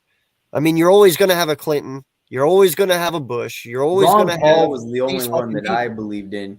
Ron Paul's the only one that really, really was probably could fix this country and keep it running and not get us into further debt. I know that we would have to cut things and people would get all upset, because once you take things away from people, people get upset, because the more you give people, the more people want. And that's where we've come into a society of wanters. They expect the government to give them everything hands down and bend over for them, when it's you that should be contributing to the government, not the government contributing to you. And I understand that, man. But here is my point. It's not. What did JFK say? Because he's the last true president we had in this country, and he said it's not what you do for. What was the quote? Not what you do. It's not what you do for me. It's what you do for your country. That's exactly. Stop trying to ask for what your country will do for you. Start doing shit for your country to make it better. It's not what your country can do for you. It's what you can do for your country. Go help your neighbor. Go yes, help but the this is guy, what give him a quarter down the street, even if it's just a quarter. It's something. This is what people fail to realize, though, bro, when they pick presidency, and this is why it will never change, and this is why we'll always be in the loop that we're in. Okay, you sit there and you elect presidents to be our president, who were born with a silver spoon in their mouth. They've never had to need anything. Bush Jr. They went to private schools. They had parents with millions of dollars. They were wealthy. Okay. How are you, as a politician who has never been poor, doesn't even know what it's like to live in your car, doesn't know what it's like to go a day without food, a week without food, 5 days without food, or a job for 6 months. You can't pay your bills. You can't pay your car. You can't pay your house. Your fucking family's out on the street. You've never had to feel anything like that. You've always been secure. How are you, as a politician, supposed to help me? That is like putting me in office. That's like, all right, that's like going and grabbing a bum from New York who lives on the street, throwing him in office, like and sitting there and saying, all right, now fix us. You can't put a fucking guy who has been in office and has been bred to be in office and has been rich his whole life and expect that guy to sit there and fix our issues. Because guess what? He doesn't know what it's like to be poor. He doesn't know what it's like to work for a living. He doesn't know anything that we go through. Therefore, he'll never fix anything that we do because he doesn't know what it's like to be us. If you want change in this country, you need to put somebody in there like us who will help us, because those politicians that are in there, they don't give two shits about us. They care about everyone in those fucking seats and the rich people at home. They don't give two. You have to remember, these politicians now have come into the state. Now, I know where you're getting at the power, and I'm going to go on off top of that. And some people don't realize a lot of these politicians, whether Republican, Democrat, or third party, their mission is to get you to rely more on them than your own self. Like, they would rather you depend on the government than you being dependent on your own. Think about that for a second. You know, no, but that's the thing, though. That's a crock of bullshit. You know how they got that way? We let them get that way. And it's getting worse and worse, because once you, like I said, once you start giving something to somebody, you can't take it away. They only going to want more and more and more. You're just feeding a dog more and more treats, and they know they're going to keep getting treats. Once you take the treats away, there's the dog is not going to give a shit about you anymore and start to leave. And I'm so tired of It's hearing. going to go defend on its own and become animalistic. It will find and feed itself. No, and I get that, but you know, it's also one of those things that I'm so tired of hearing people say, like, you have to go to college to be a politician. There is book smart, there is book smart, and there is street smart. I understand you need to have foreign policy to be president. I understand you need to know certain things, but guess what? That's what a cabinet is fucking for. That is what advisors are fucking for. Why do I need to know that when I can hire a shit ton of people who know that shit already? And now they're making it harder for civilians just to leave the country. So think about how have any of you left the country? Bro, I really don't care about that shit though. No, I'm just asking you. Have you either of you left the country? Not recently. No comment. No, I'm just Not kidding. recent. Not recently. He's like, I keep putting you 007 over here. I go world ride. But you got a bunch of old. I have people, before, yeah. You got a bunch of old people in office right now, dude. A lot of the boomers hold seats. Okay, boomers, man, they're in their 80s and 90s by now. My parents are fucking boomers. Okay, I actually despise boomers. Boomers ruin the fucking world that we live in right now because they didn't take shit serious when they should have taken shit serious. You know, you have your blue collar people who were my grandparents that built this country and did the World War II and all that stuff. And every single person had one home and one car for every family. It was the American dream back in the day. And then our parents came, which was the baby boomers, AKA the boomers, who turned in the spoiled fucking brats because they literally had everything they wanted for the first fucking time. And what the boomers eventually ended up doing is they kept taking and taking and taking and taking and give nothing fucking back. Okay. And whenever boomers were taught in school, they literally stuck to it their whole life. You can't tell them anything different. You can't make them see a different way. Their way is their way, and it is what it is. They're way too old now in life to completely change anything, and they're way too old to even care. And that's is their parents before them were not like them. And that is the people that are controlling our office right now. That is the people. You wonder why there's no progression. You wonder why there's no change. Because the fucking old people who are 90 years old don't want it because they like where it is. They've set this world up the way they've wanted for so long. Exactly. You want change. They're power hungry. You need to get young people in there because here's the thing. My wife even said it. She is get younger people. X, I think. Get younger people helping people. Get it's younger about how I people can in stay in office. office longer. Get younger people in office who will work for less. Because Well, and not just that, but younger people are for progression. We want to see things get better because we have our kids that are coming that we want to be able to have a world for them to live in. If we keep going the way we're going, this fucking world is screwed in 50 fucking years because you're going to have a fucking ice age. Everything's going to go haywire. You know, you're going to have snow in fucking Hawaii and sun in Alaska. Hawaii is going to become Alaska and Alaska is going to become Hawaii. Everything's going to get turned upside down and everyone's fucked. No, I know. I know what you mean because I kind of know what you mean, what you're saying, and I agree with you because I've come across boomers out here, like I'm related to some who cry about the illegal immigration from Mexico and how But my response to that is, are you going to go work the field? Because I'm not.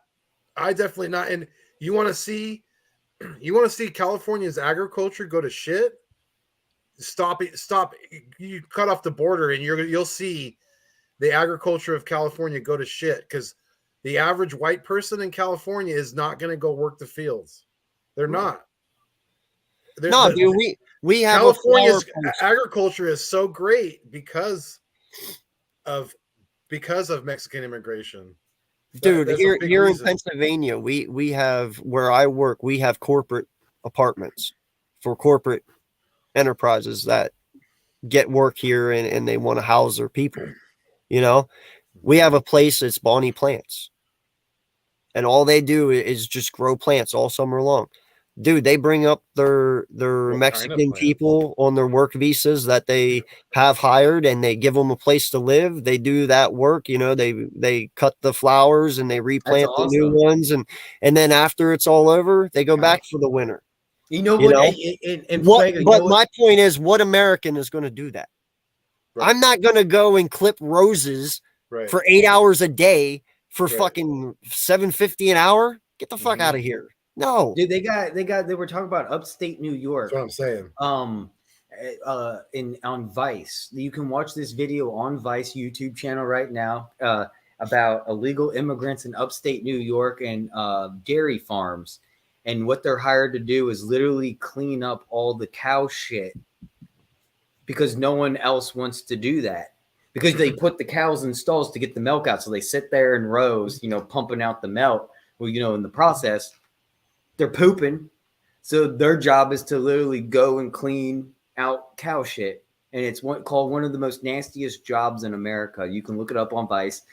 And even the people that hire these people go, who am I going to hire to do this job? They're the only ones that'll do it. Bro, I ain't gonna lie. A place to stay on my farm. I ain't gonna lie. I worked on a dairy farm before. It was probably some of the funnest times in my life. I ain't gonna lie. It was pretty fucking sweet, bro. And we had Like the a automatic. ranch?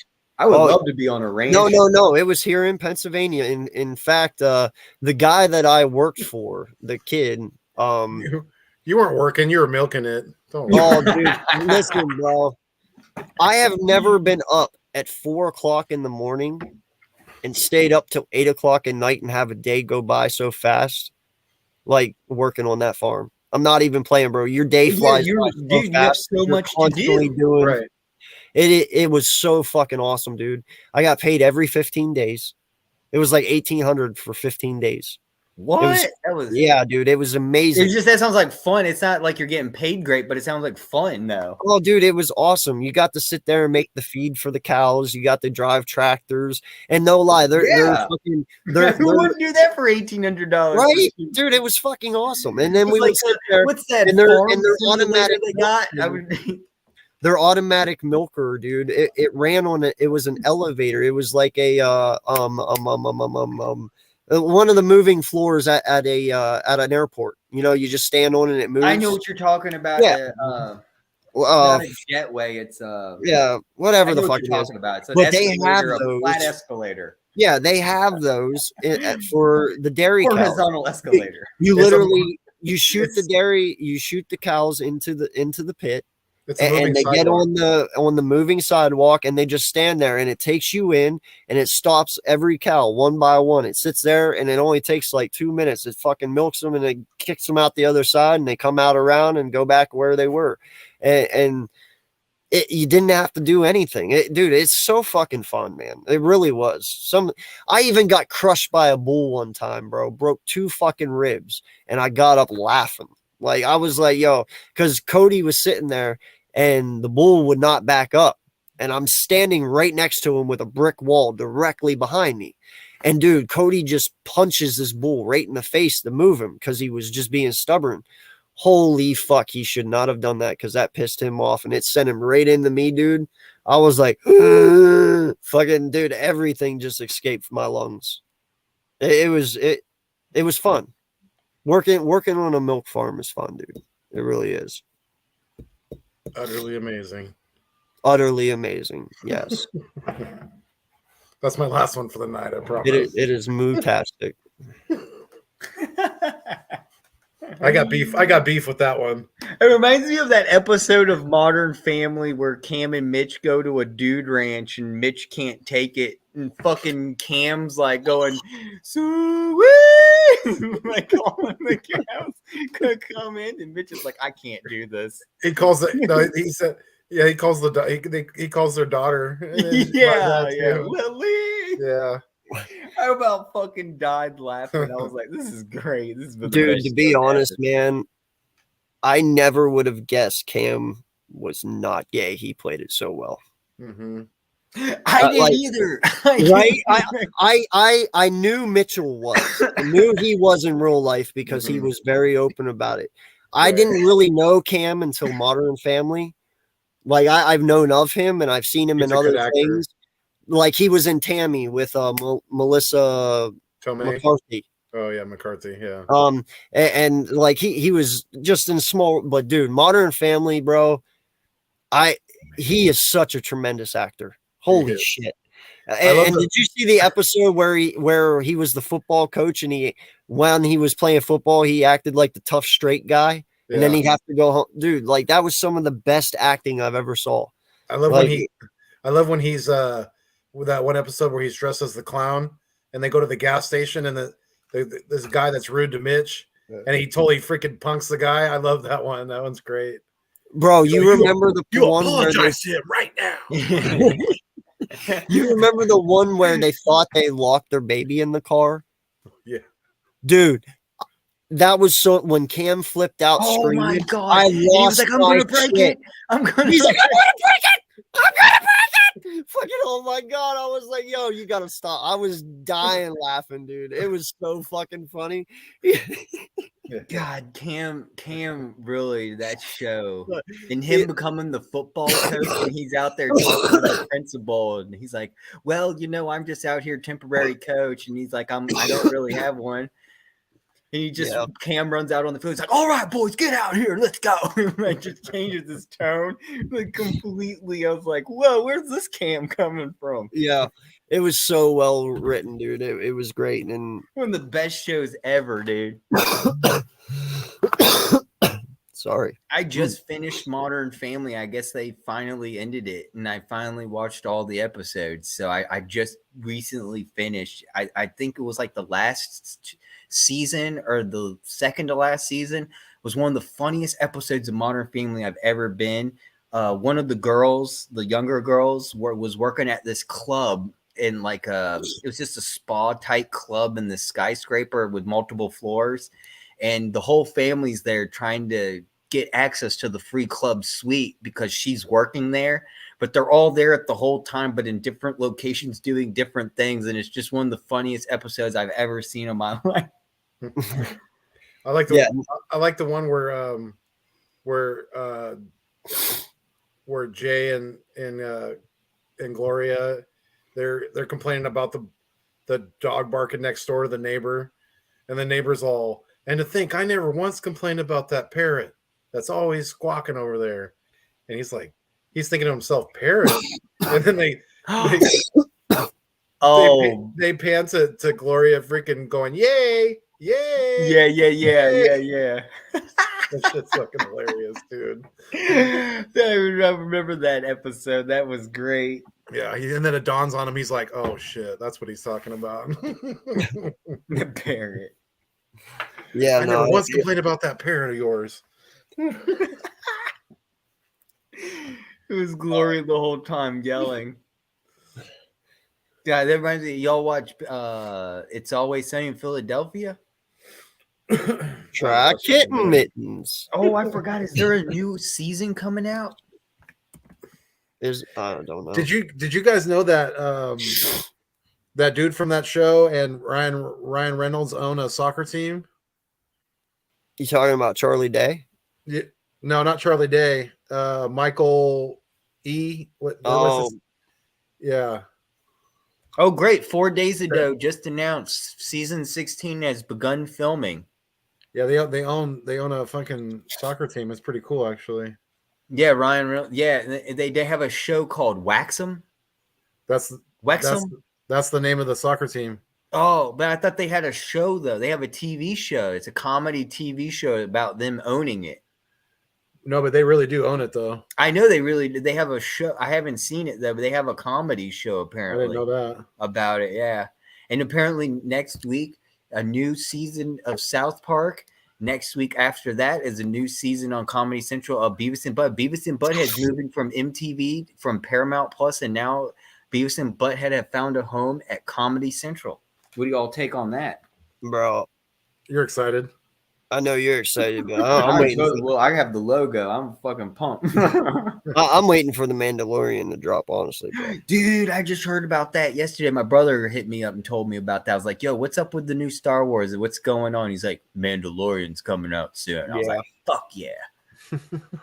Dude, I cried at the end of the second one. I ain't gonna lie. Dude, what about the Book of Boba Fett that goes off of the Mandalorian? That shit was dope, dude. But I Yeah. hope they do a new Boba Fett because he was badass. Yeah. I like Boba Fett. I'm sorry. I always loved his ship. Sorry, I don't mean to ruin You're a it for fat fan. anyone, but dude, when they brought in Luke at the end of 2, I cried. I knew it was coming too. I could just feel it. Oh, you mean the Really the final fucking good. finale where he took Yeah, I could feel it coming. I was like, they're bringing Luke in. Luke's gonna show up. So because they kept pushing it. You know what I mean? They kept feeding it to you, and I was I like, just loved how he comes into the ship and you don't know who it is, but he's just Right? killing everyone Yeah. like a Jedi, like badass. and I'm sitting there, bro, and I'm like, there's no fucking way. I was like, they really would pull Luke, and Luke would really do this. I really didn't think he would. You know what I mean? But holy fuck, when he showed up, I was like, no. I loved it. I thought it was I did too. fantastic. I did Saving too. It the was day. amazing. Yeah. No, it was very well written, and I can't wait for the next season. You know man. what? I It's wish gonna they be would awesome. make another movie, but they never did. Of do you all remember a movie? Is it gonna be a new- snowboarding movie, a comedy, with Zach Galifianakis? I can't say his last name Yeah, anymore. Galifianakis. Yeah, I think it was like his very first movie, and it was called Out Cold. I can't snowboarding- say I've ever watched that, bro. You've never seen it with the jacuzzi hot tub scene where he, Mm-mm. oh man, if you haven't seen the comedy snowboard movie Out Cold, you have got to watch that shit. Like ASAP. It is an all-time early 2000, late 90, I'm not sure which one. Just this, it's a snowboard movie. It's just great. No one beats The Campaign, bro. That's probably him and Will Ferrell in The Campaign. I That's- like that movie. It's either that. Remember the porter potty and the girls he's having sex in, and he's like, "We're having sex in porta potty." He's like, No. Fuck that, bro. When he punches that baby, I lost my shit. Oh my god, I laughed so fucking hard, bro. I I was laughed like, when he was making fun of the pug because he said it was Chinese, and I was like, "Is that true? Is a pug really a Chinese?" That was where I was like, No. "Apparently, I didn't know." I don't a think pug so. is a Chinese dog. He was I don't calling think him that's real. communist. Yeah, I don't think that's real. I don't think they're a Chinese dog. I They might be are a wrong. Chinese. A pug is a Are they Chinese really? dog. Are I they? think their origin Dude, might I've be always from hated- Asia. Yeah.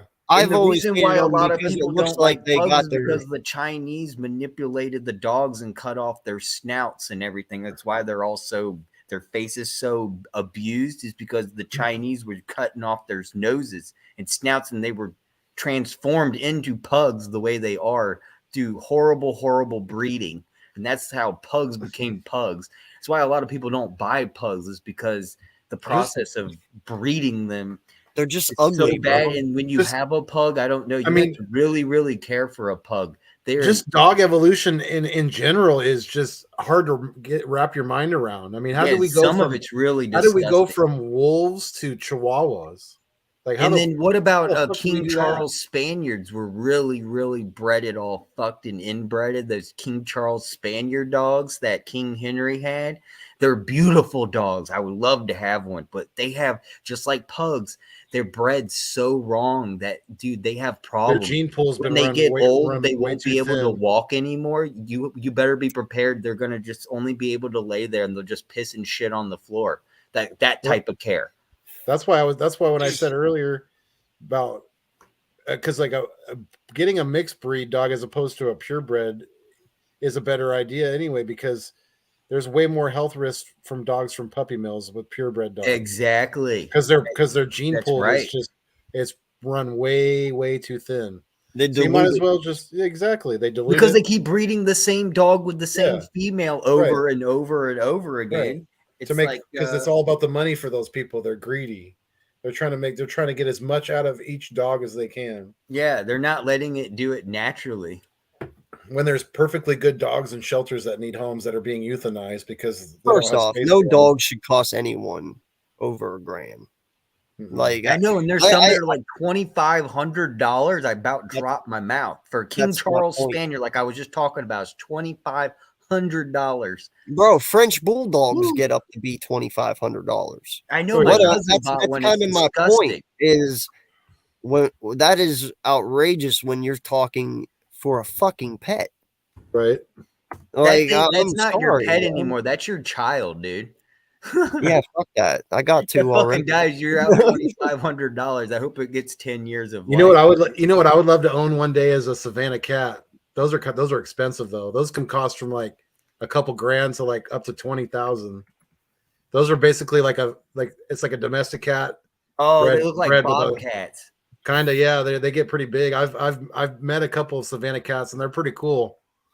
They're pretty. It's almost like a dog, but a cat. You know, it's like Wouldn't a it just be the size cheaper of to a go dog. get $1,000 and get a fucking specialty animals license and just buy a real fucking cheetah at that point? Have you ever seen an Irish more risk. wolfhound? Well, of course, Cheetah definitely a might lot bite your more. hand off. You got to go sometime. Have you ever seen an Irish wolfhound? If I bought a cheetah though, I would name him Chester.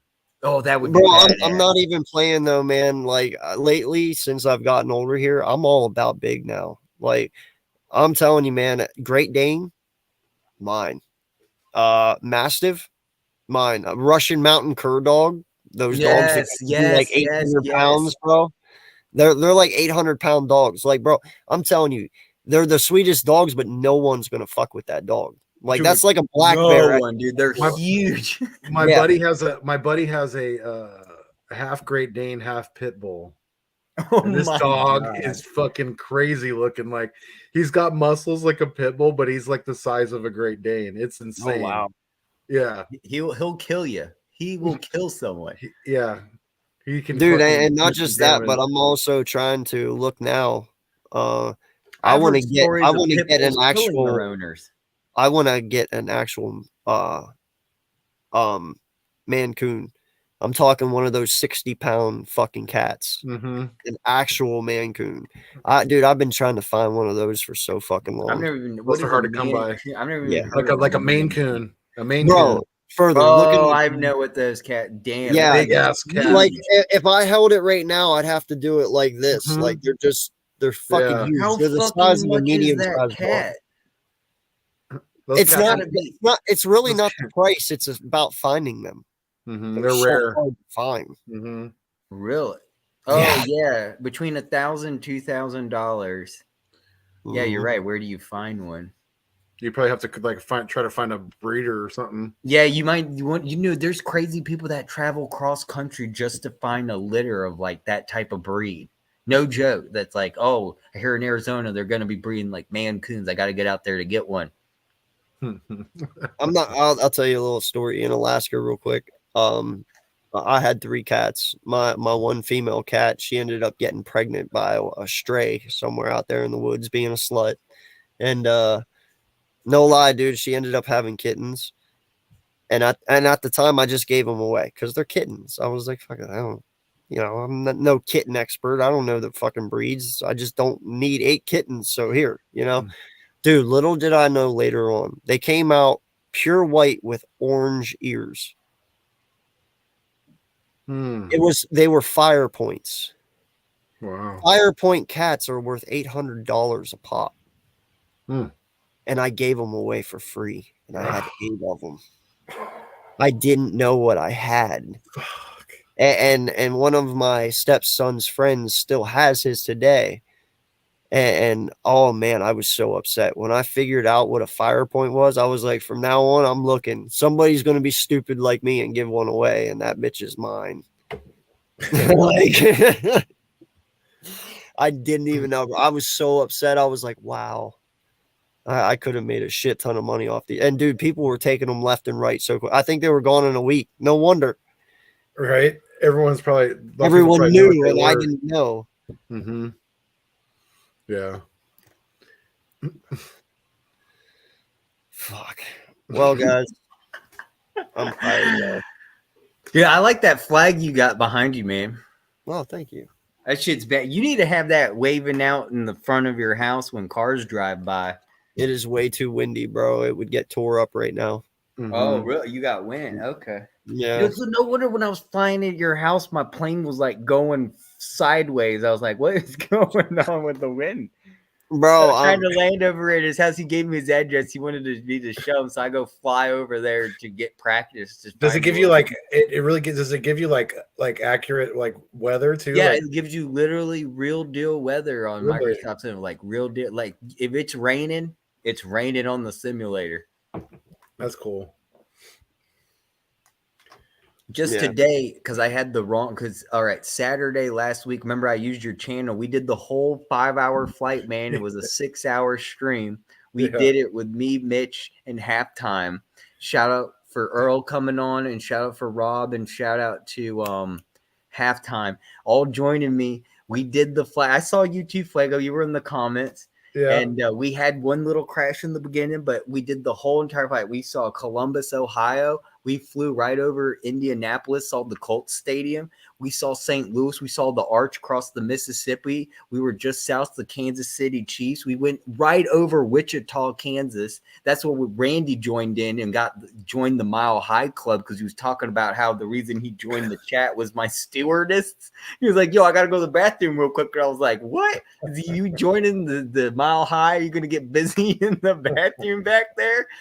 Rob was geeking out when I said that. And then we passed through Santa Fe, New Mexico. And then on our way, we flew right over the Super Bowl stadium. They actually have the stadium in the simulator with the turf field outside getting sun. And then we turned around and we made a landing.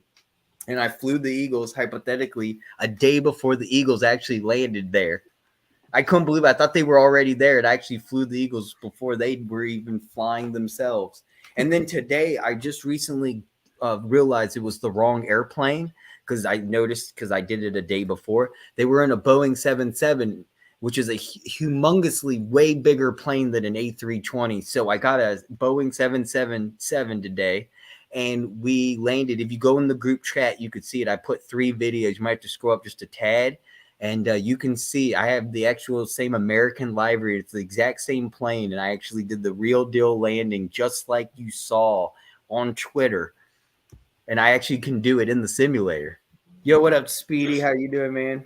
Thanks for checking in, Speedy. Welcome, Appreciate you. welcome to the weekend. We've been on. It's we- 12:15 and the party's just started. We've been on for over 3 hours now. Party just started. For me, I'm God, further AM. I don't know about you. You guys are parents. So see y'all later. I'm gonna go play marbles on Twitch. I'm gonna go watch the back of my eyelids. Yeah. Oh, there's no way I'm sleeping. It's the Super Bowl weekend. I am not sleeping. I didn't sleep 2018. This is like Christmas to me. I've been waiting my whole life for this. Just like I said in 2017, I know we missed that opportunity in 2004, but I've waited since 2004 to 2018 to fucking get it done. And it only took 5 years to get back. I don't want to miss this opportunity. We have to get this win, ladies and gentlemen. We must win. We must come out victorious. This is what's that speech from that movie? We must come out victorious. You talking We're at war Braveheart? with the Chiefs. You Braveheart. talking Braveheart? I think so. No, it's not Braveheart. I remember the speech on Braveheart, and it's not Braveheart. Okay. Hey, appreciate you, All American Wrestling Show. Thank you so much. Fly Eagles Fly, coming from a Seahawks and Bengals fan. Yes, sir. Listen, I'm going to sleep fine because I ain't even fucking worried. Right. You know, I'm really not, man. In fact, I'm more comfortable now than what I was probably in 17. So, you know. I am way more comfortable with this. Dude, we have a Yeah. starting quarterback starting. It's not Nick Foles. I mean, Exactly. come on, dude. I mean, we all had a little bit of doubt. It was Nick Foles against the Patriots with Tom Brady and a full Yeah. healthy team. Mhm. And it was in Minnesota. I mean, yeah, it was great. We're going to the Super Bowl, but it was kind of like, gee, we're probably going to get our asses kicked by Tom Brady again because it's Tom Brady again. And And our it's like, defense yeah, wasn't we even all wanted revenge. but we didn't think like we were just gonna dominate that Super Bowl the way we did. And and I know halftime is gonna say like, what way do you guys want the flip of the coin? Let's say we won the coin toss. Do you want the ball first, or do you want the ball first in the second half? I'm deferring and I'm letting my defense set the tone. AK. I'm gonna take it and I'm gonna jam it right down their fucking throat to let them know we're here and we ain't going nowhere. And then I'm gonna stop them and then jam it down their throat again. That's what I want. I want points on the board immediately, and I name more than just 3. I want a touchdown right away, first drive. Let the defense come out and play. I'm not worried about second half. Second half will be just me kicking back with my legs up, going Super Bowl champion. Where's that Chiefs fan? Is he ever going to join? He's talking all that shit. I'm kicking my feet up right now. I'm going to say champion, and the game hasn't started. Further's ready to go another 3 hours. You damn right. I'm going to be up all night. How much time you got, buddy? No, like I'm not even gonna play, dude. I got so many questions I could ask you. We could be up till 4:20. I believe you. Why'd you pick that number? Because me and AK know about that. We would just do it. But no, Really? man. Listen, I mean, you got to remember something. We won the Super Bowl in 2017 with the likes of Ronald fucking Darby and Jalen Mills. Like, that was your corners, man. This team is way better than that. Way better than that defensively. I'm sorry. This team is way better than our 17. It would be a disgrace to lose this. And I'm not even saying Johnson. Whoo. Yeah, I'm not even saying that because of any reason in particular. We're winning this game. Hassan Reddick. Woo. Yeah. Josh Sweat. Woo. Brandon Graham. Woo. Fletcher Cox wants some fun too. Oh. Hassan Hargrave. Hargrave in the mix too. Everybody wants. Dude, you can get Jordan Davis in there. Maybe we'll see Jordan Davis. Maybe that's the secret. Jordan Davis scoop and score off a Hassan Reddick strip sack. I just want to see. Could you imagine seeing Jordan Davis running all the way across the field to catch Mahomes just for a sack? Just I could see it. Just be like, I'm gonna get you, Mahomes. You know what I would love to see? They won't do it, but I would love to see in the Super Bowl is them to run put Mulata in as a eligible receiver and run a tight end screen for Jordan Mulata. What if we did it with Lane Johnson like we did last year? Let him rugby some motherfuckers. I've been waiting to see that Mulata play for 2 years. I would love that. I think we all called that, Philly. Foothills, Fuego. Yes, I want to see Mulata score a touchdown. Is that going to be that unique play that I was talking? I will build a statue of Mulata. You aren't going to build a statue of Mulata? God. No. Jason Kelsey scored a touchdown. No, I'm not gonna build statues for every little fucking thing we do. Like it ain't, dude. We're not building them though. It was Budweiser who built it. It was a gift. I don't know. I just you can already tell Jeffrey Lurie's not a statue builder. He would, if Jeffrey Lurie was a statue builder, he would have built one for Howie Roseman by now. Like, let me put it this way, and I'm not sure because I never go to anywhere up near there. But does New England have a statue of Tom Brady? No, pretty sure they don't. I don't need no fucking statue, homie. If Tom Brady don't get a statue, if Brett Favre didn't get a statue, if Steve Tom Brady's going to get a statue, don't you worry. They should, in the Hall of Fame. Hell, in fact, I've already said it. They're probably building his own personal fucking wing onto the Hall of Fame.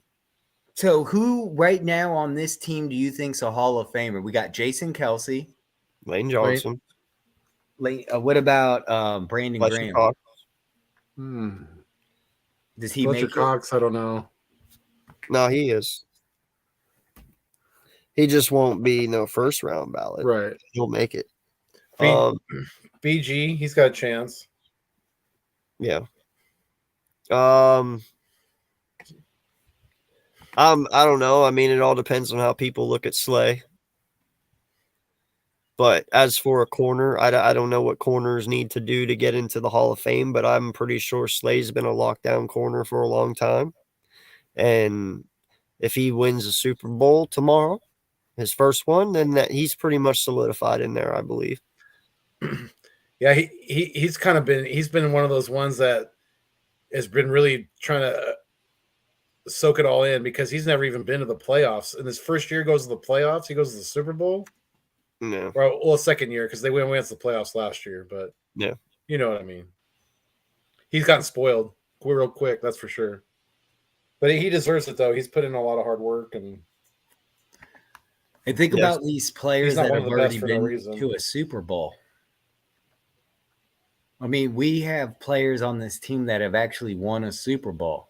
There's 7. So do the Chiefs. We have 7 people. And think about the Chiefs. They do as well, but not as many as the Eagles. No, man, I think it's just going to be too much for them to overcome eventually.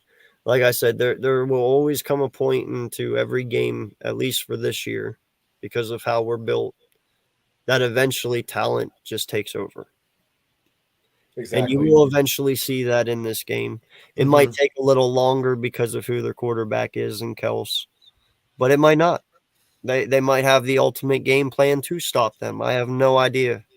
But eventually, somewhere in this game, whether it be right before halftime or right after halftime, you will see the difference in why we are the best compared to them. Because you will see us pull away. I would, if I had to, I would double team Kels and jam him off the line, make Mahomes throw at somebody else. Oh yeah, bro, I'm playing. Man. Oh yeah. I'm playing, man. Because Slay's not getting beat by Juju. Bradbury's not getting beat by Valdez-Scantling. Valdez, and Maddox ain't getting beat by Tony. So I'm manning up, dude, and I'm making sure. Like, I'm putting TJ Edwards and probably Epps or CJ as backup on Kels, and I'm letting everyone else just do what they do, man. Mm-hmm. And I'm not even going to let anyone throw that ball. Ooh, I would love to see them do like a corner blitz with Maddox or CJ on Mahomes. That would be nice to see. A little something different. Gannon doesn't run a lot of DB blitzes, but kind of like Further said earlier, maybe we see a trick play. I don't want the Eagles to do anything too fancy until, if we get up by a couple scores, then that's fine. You want to run a flea flicker or something like that, like we did in the NFC Philly Championship special when last we year. were down at half. Isn't that amazing? Yeah, but they're going to be expecting something like that. So I don't want just keep it business as usual. We have no reason to really do anything too drastic. And like I think that. that's what everyone wants, and I think, but I don't But think that's don't you want to win it? happen. Don't you want to win the championship more though? I do. Yeah. Okay. So stick to the game plan. Stay conservative like Andy Reid. Bro, I don't try anything. But that's the thing, though. No. That's where you're wrong. Nick Sirianni is way more aggressive than Andy Reid ever. We go was. for it on fourth down. He is way more aggressive than it. That was one of Andy Reid's biggest flaws when he was in Philadelphia, is his lack of aggressiveness. Listen, man, you don't want to come into this game and do things different than what you've done all year. Exactly. I'm not coming into this game and expecting to play down to the Chiefs level. I'm coming into this game expecting the Chiefs to play to our level. Exactly. And because as long as you go into that game and you play Eagles football, they're not going to keep up with you. No. But the moment you start going towards their way of playing, you lose this game. You also show weakness because Yeah. you're saying that I need to try something different because I can't do things like I normally do against this team because they're that good. So you're showing your cards basically, and you might as well flip your hand over in poker and let everybody see what you have because that's what you're doing. Right. And I've said it, bro. This RPO is going to stall out their linebackers so fucking bad, dude. We're going to be able to do whatever we want whenever we want. You saw it with fucking Fred Warner and Greenlaw when we played the 49ers, and you're going to see it whenever we play Bolton and whoever the fuck the other dude is. You know, You know, we didn't even really get to see a lot of Goddard. huh? I expect a big game from Goddard this game. What do you guys think? This is going to be a big game for Goddard. I think we'll finally see a TD from Goddard this game. So he almost had 2 against the Giants. Right. A beautiful one-handed catch. But touchdown. we didn't see anything from the 49ers game. We did, but we didn't see a TD. Be honest, man, I don't give a fuck who scores. Just score. Just win. Doesn't Just matter, win. like I said. But that's you the win thing by about 1, the Eagles. you win by We 50. have this full palette of amazing athletes. We could score Ooh, every I just single thought one. I just thought of a question I was going to ask you guys. Okay.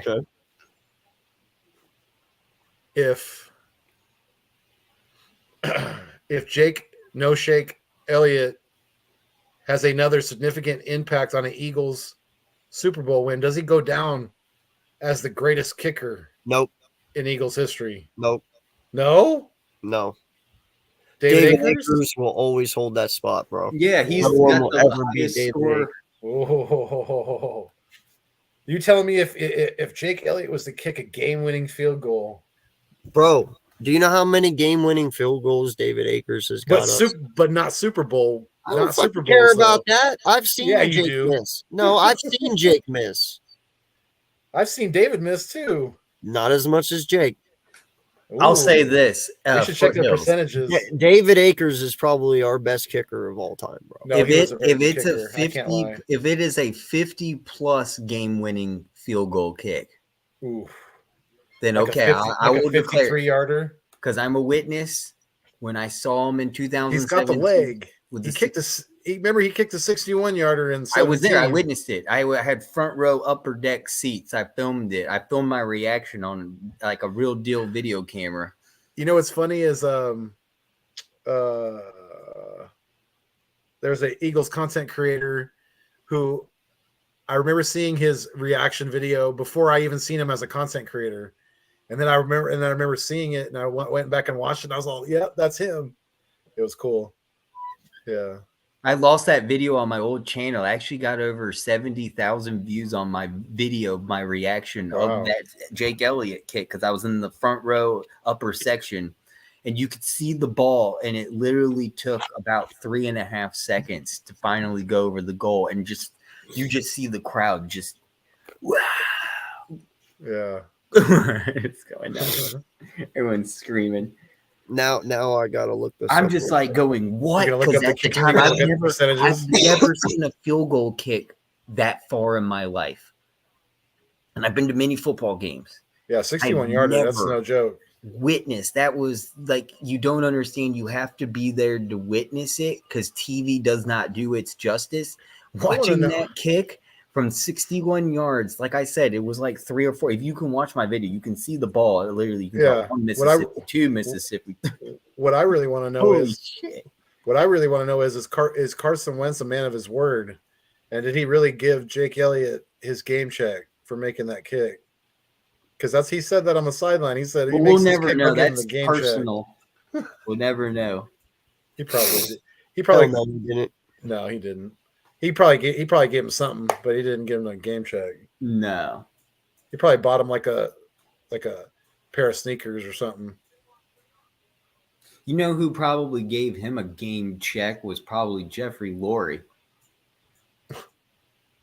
Because an owner could, well, I guess you couldn't because that would be illegal.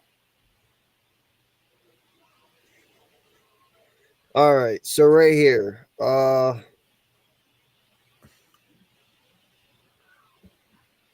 so his field goals made total in his career was 124, and his field goal attempts was 143.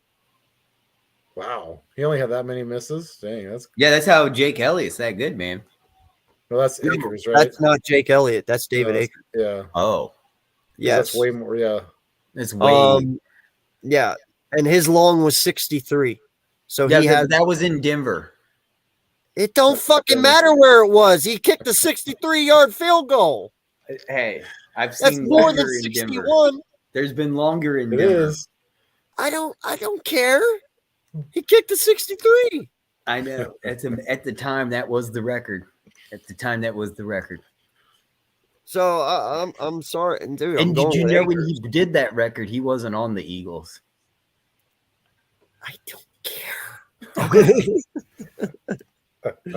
Length is Well, length. I'm just bro. saying. You're saying- That's you what she guys said. You're saying that you like Elliott because he kicked the 61-yard field goal. That man hit a With the 63. Eagles. You said So- length is length? Length is length. Pause. Hello.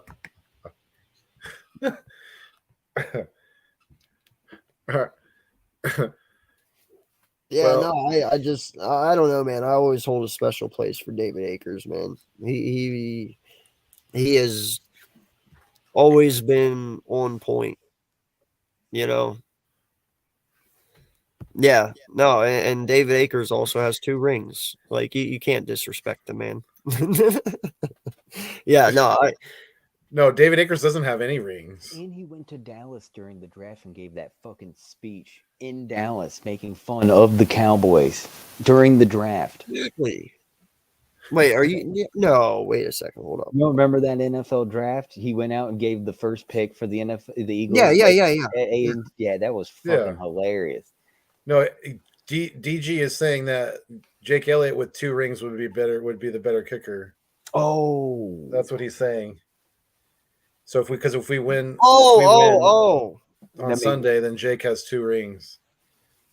Because Akers might have 1 with the 49ers, maybe, but I don't think so. Listen, wait. No, Akers doesn't have any Super No, Bowls. I didn't think so. Here's the thing, though. Okay, I can't even believe I'm saying this. How much are we truly crediting David Akers and Jake Elliott and any kicker when you get to the Super Bowl? I mean, truly. Yes, there is certain games. Some games are lost by a missed field goal. I understand that. Some have been missed this year, and people have lost from it. But you're not going to a Super Bowl because of a fucking kicker. You know what I mean? No. Like, you're going because of your team. Right. To Absolutely. me, the kicker and winning rings, dude, he's just along for the ride. Like his team carries him, you know, like the punter is the same way. A punter is not glorified. Like we get upset when you hit our punter or any punter because it's like, dude, he's like the pussy of the team. Like, you know what I'm saying? Like they're kickers, man. You know what I'm saying? No, I get it. So Yeah. I don't really give 2 shits about how many fucking rings Jake Elliott has. I'm not going to discredit what David Akers did. 124 out of 143. That would be something else if there was a team to make it deep into the playoffs, even into the Super Bowl with a great defense, a shitty quarterback, and a kicker that just basically won every game for them, whether it was like, 18 to whatever or Yeah, but that never happened. 15, right? It probably never will. But if one did, that would be pretty amazing. Yeah, but now granted, it can come down to if it comes down to a field goal and Jake Elliott hits that, yeah, he's going to go down as the best kicker we've ever had because it's in a Super Bowl. That's a very key moment. That's what I'm saying. You know, and that's stressful as fuck. But right now, I'm not going to say that he's better than Akers. No, because Akers. my Akers question was if he has another impactful game in the Super Bowl like he did versus the Patriots, because that last field goal put us up by 8. Jake Elliott wasn't our kicker in 17. Yeah, he was. Or no, Elliott. Yes. Jake, no shake Elliott. Come on, bro. Oh, wow! It has really been that long already. Yeah. He was in 17. Yes. I was there. I witnessed the game where he. You're kicked right. Yeah, the Giants game. Yeah, home opener. Yes. 61 that was his yarder. rookie year, right? Yes. Okay. I'm pretty sure it was his rookie What- year. Whatever, Yeah. man. Fucking. It's okay, it's bro. still. It doesn't. I'm sorry. I just don't put into account for kickers that much, man. Like, I don't. That's all right. You Fine. admitted it. If he kicks a game-winning field goal from a distance, he's good. He's the best kicker in Eagles history. Period. Sure, I guess. Is that what we're coming down to now? Arguing about who the best kicker is? Jesus Christ! We're now one of those fans. That's We're I'm getting flying into to that. Area 51 tonight. That's Right? that's what Well, happens when you. That's what happens when you're on a live stream for 3.5 hours. well, no, that's what happens whenever your team's so good, you have nothing to bitch about. That So you got to too. bitch about your fucking kicker. Basically, yep. Can't So argue does with that mean if he shanks it, fucking he's the worst kicker of all time? no? No, Oh, so he can make it and be a hero, but he can miss it and not have anything, huh? because he's still been a part of one. So Wow. You must have. Was it a Loserville game? Yeah, I'm sorry, bro. You shank one, you're done. Like, I gotta hit the can. I'm not even playing, bro. You got one job as a kicker. You only maybe touch the field once, twice a game. If Elliott misses a kick in the field goal, I will be pissed. Right? Like that. Yeah. That's what I'm saying. As a kicker, man, it's almost guaranteed. Like you have to because you only touch the field twice. Especially Like the Super sometimes Bowl. 3 times. Yeah, like hell, we've had Super Bowls where only the kickers scored points. Like, wasn't that what was the Super Bowl a few years back? It was like 9-3 because it was just kick field goals at the time. Wasn't Yeah, that? What was that game? I'm trying to think. There's just was it the San Francisco game when they No. were in the, What was that game? well, I didn't say it stayed that way, but I forget. But yeah, I mean there is games where it is just field goals here and there, but Foothills might know. I'm trying to think of what game that was. I don't know. It was the Rams game. That was last year? No, it was the one that Golf lost. Oh, I don't. Golf made it to the Super Bowl? Yeah, Yes, Golf made it to the Super Bowl. he did. Like that was 3 like, years ago, 4 years ago. Yeah. With the Who Rams. did they lose to?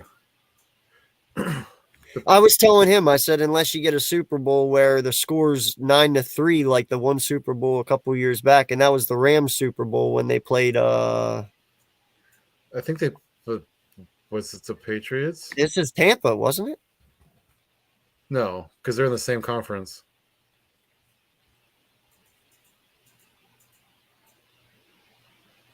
The Rams played in 2000 against the Titans. No, it was after No. that. This Oh, was It was just more recently. It was like 2015, 2016. like I the don't- whole I game, the don't whole remember time. that. It was like 9.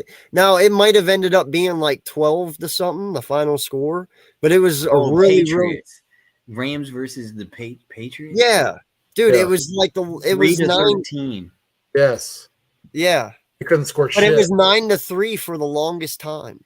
For the longest time, they only kicked field goals the whole time. Yeah, that was an awful fucking Super Bowl. I remember Mhm. that.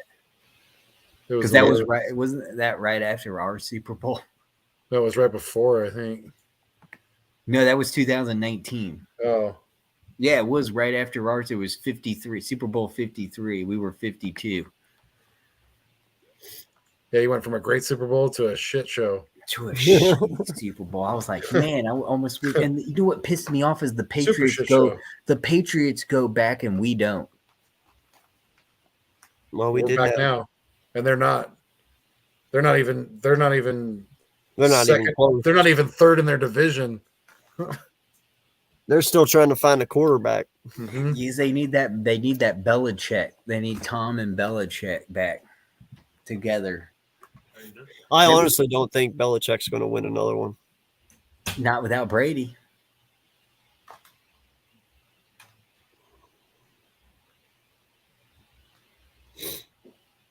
Yeah, well, I think I I guess- honestly I feel like Belichick maybe pissed off Brady. I don't know. But I guess we all know who won that argument, who made who. It's kind of clear now. Mm-hmm. But all right, guys. We've been on 3 hours, 30 minutes. I got to get some sleep. It is Yeah. almost 1 a.m. I got to stand up and stretch. I can't feel my legs anymore.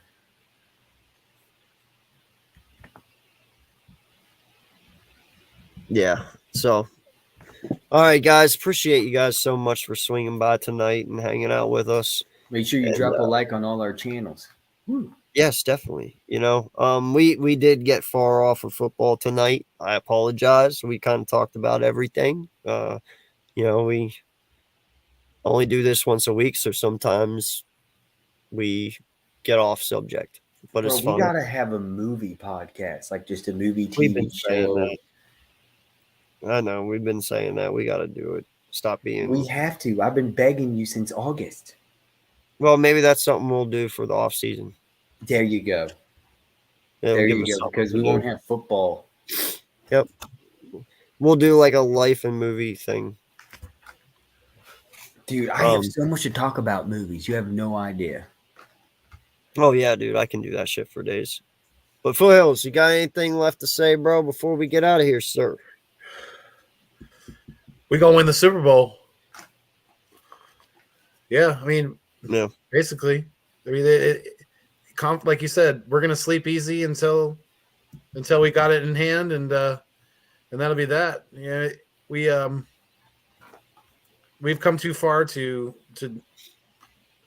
not reach the mountaintop now. They've been putting in good practice all week too, so they're primed and ready, dude. They really are. There's, like we've been saying, there's really nothing that can get in front of this team but ourselves. So yeah, you guys, thanks for being with us tonight. We really appreciate it. It's been a great live stream once again.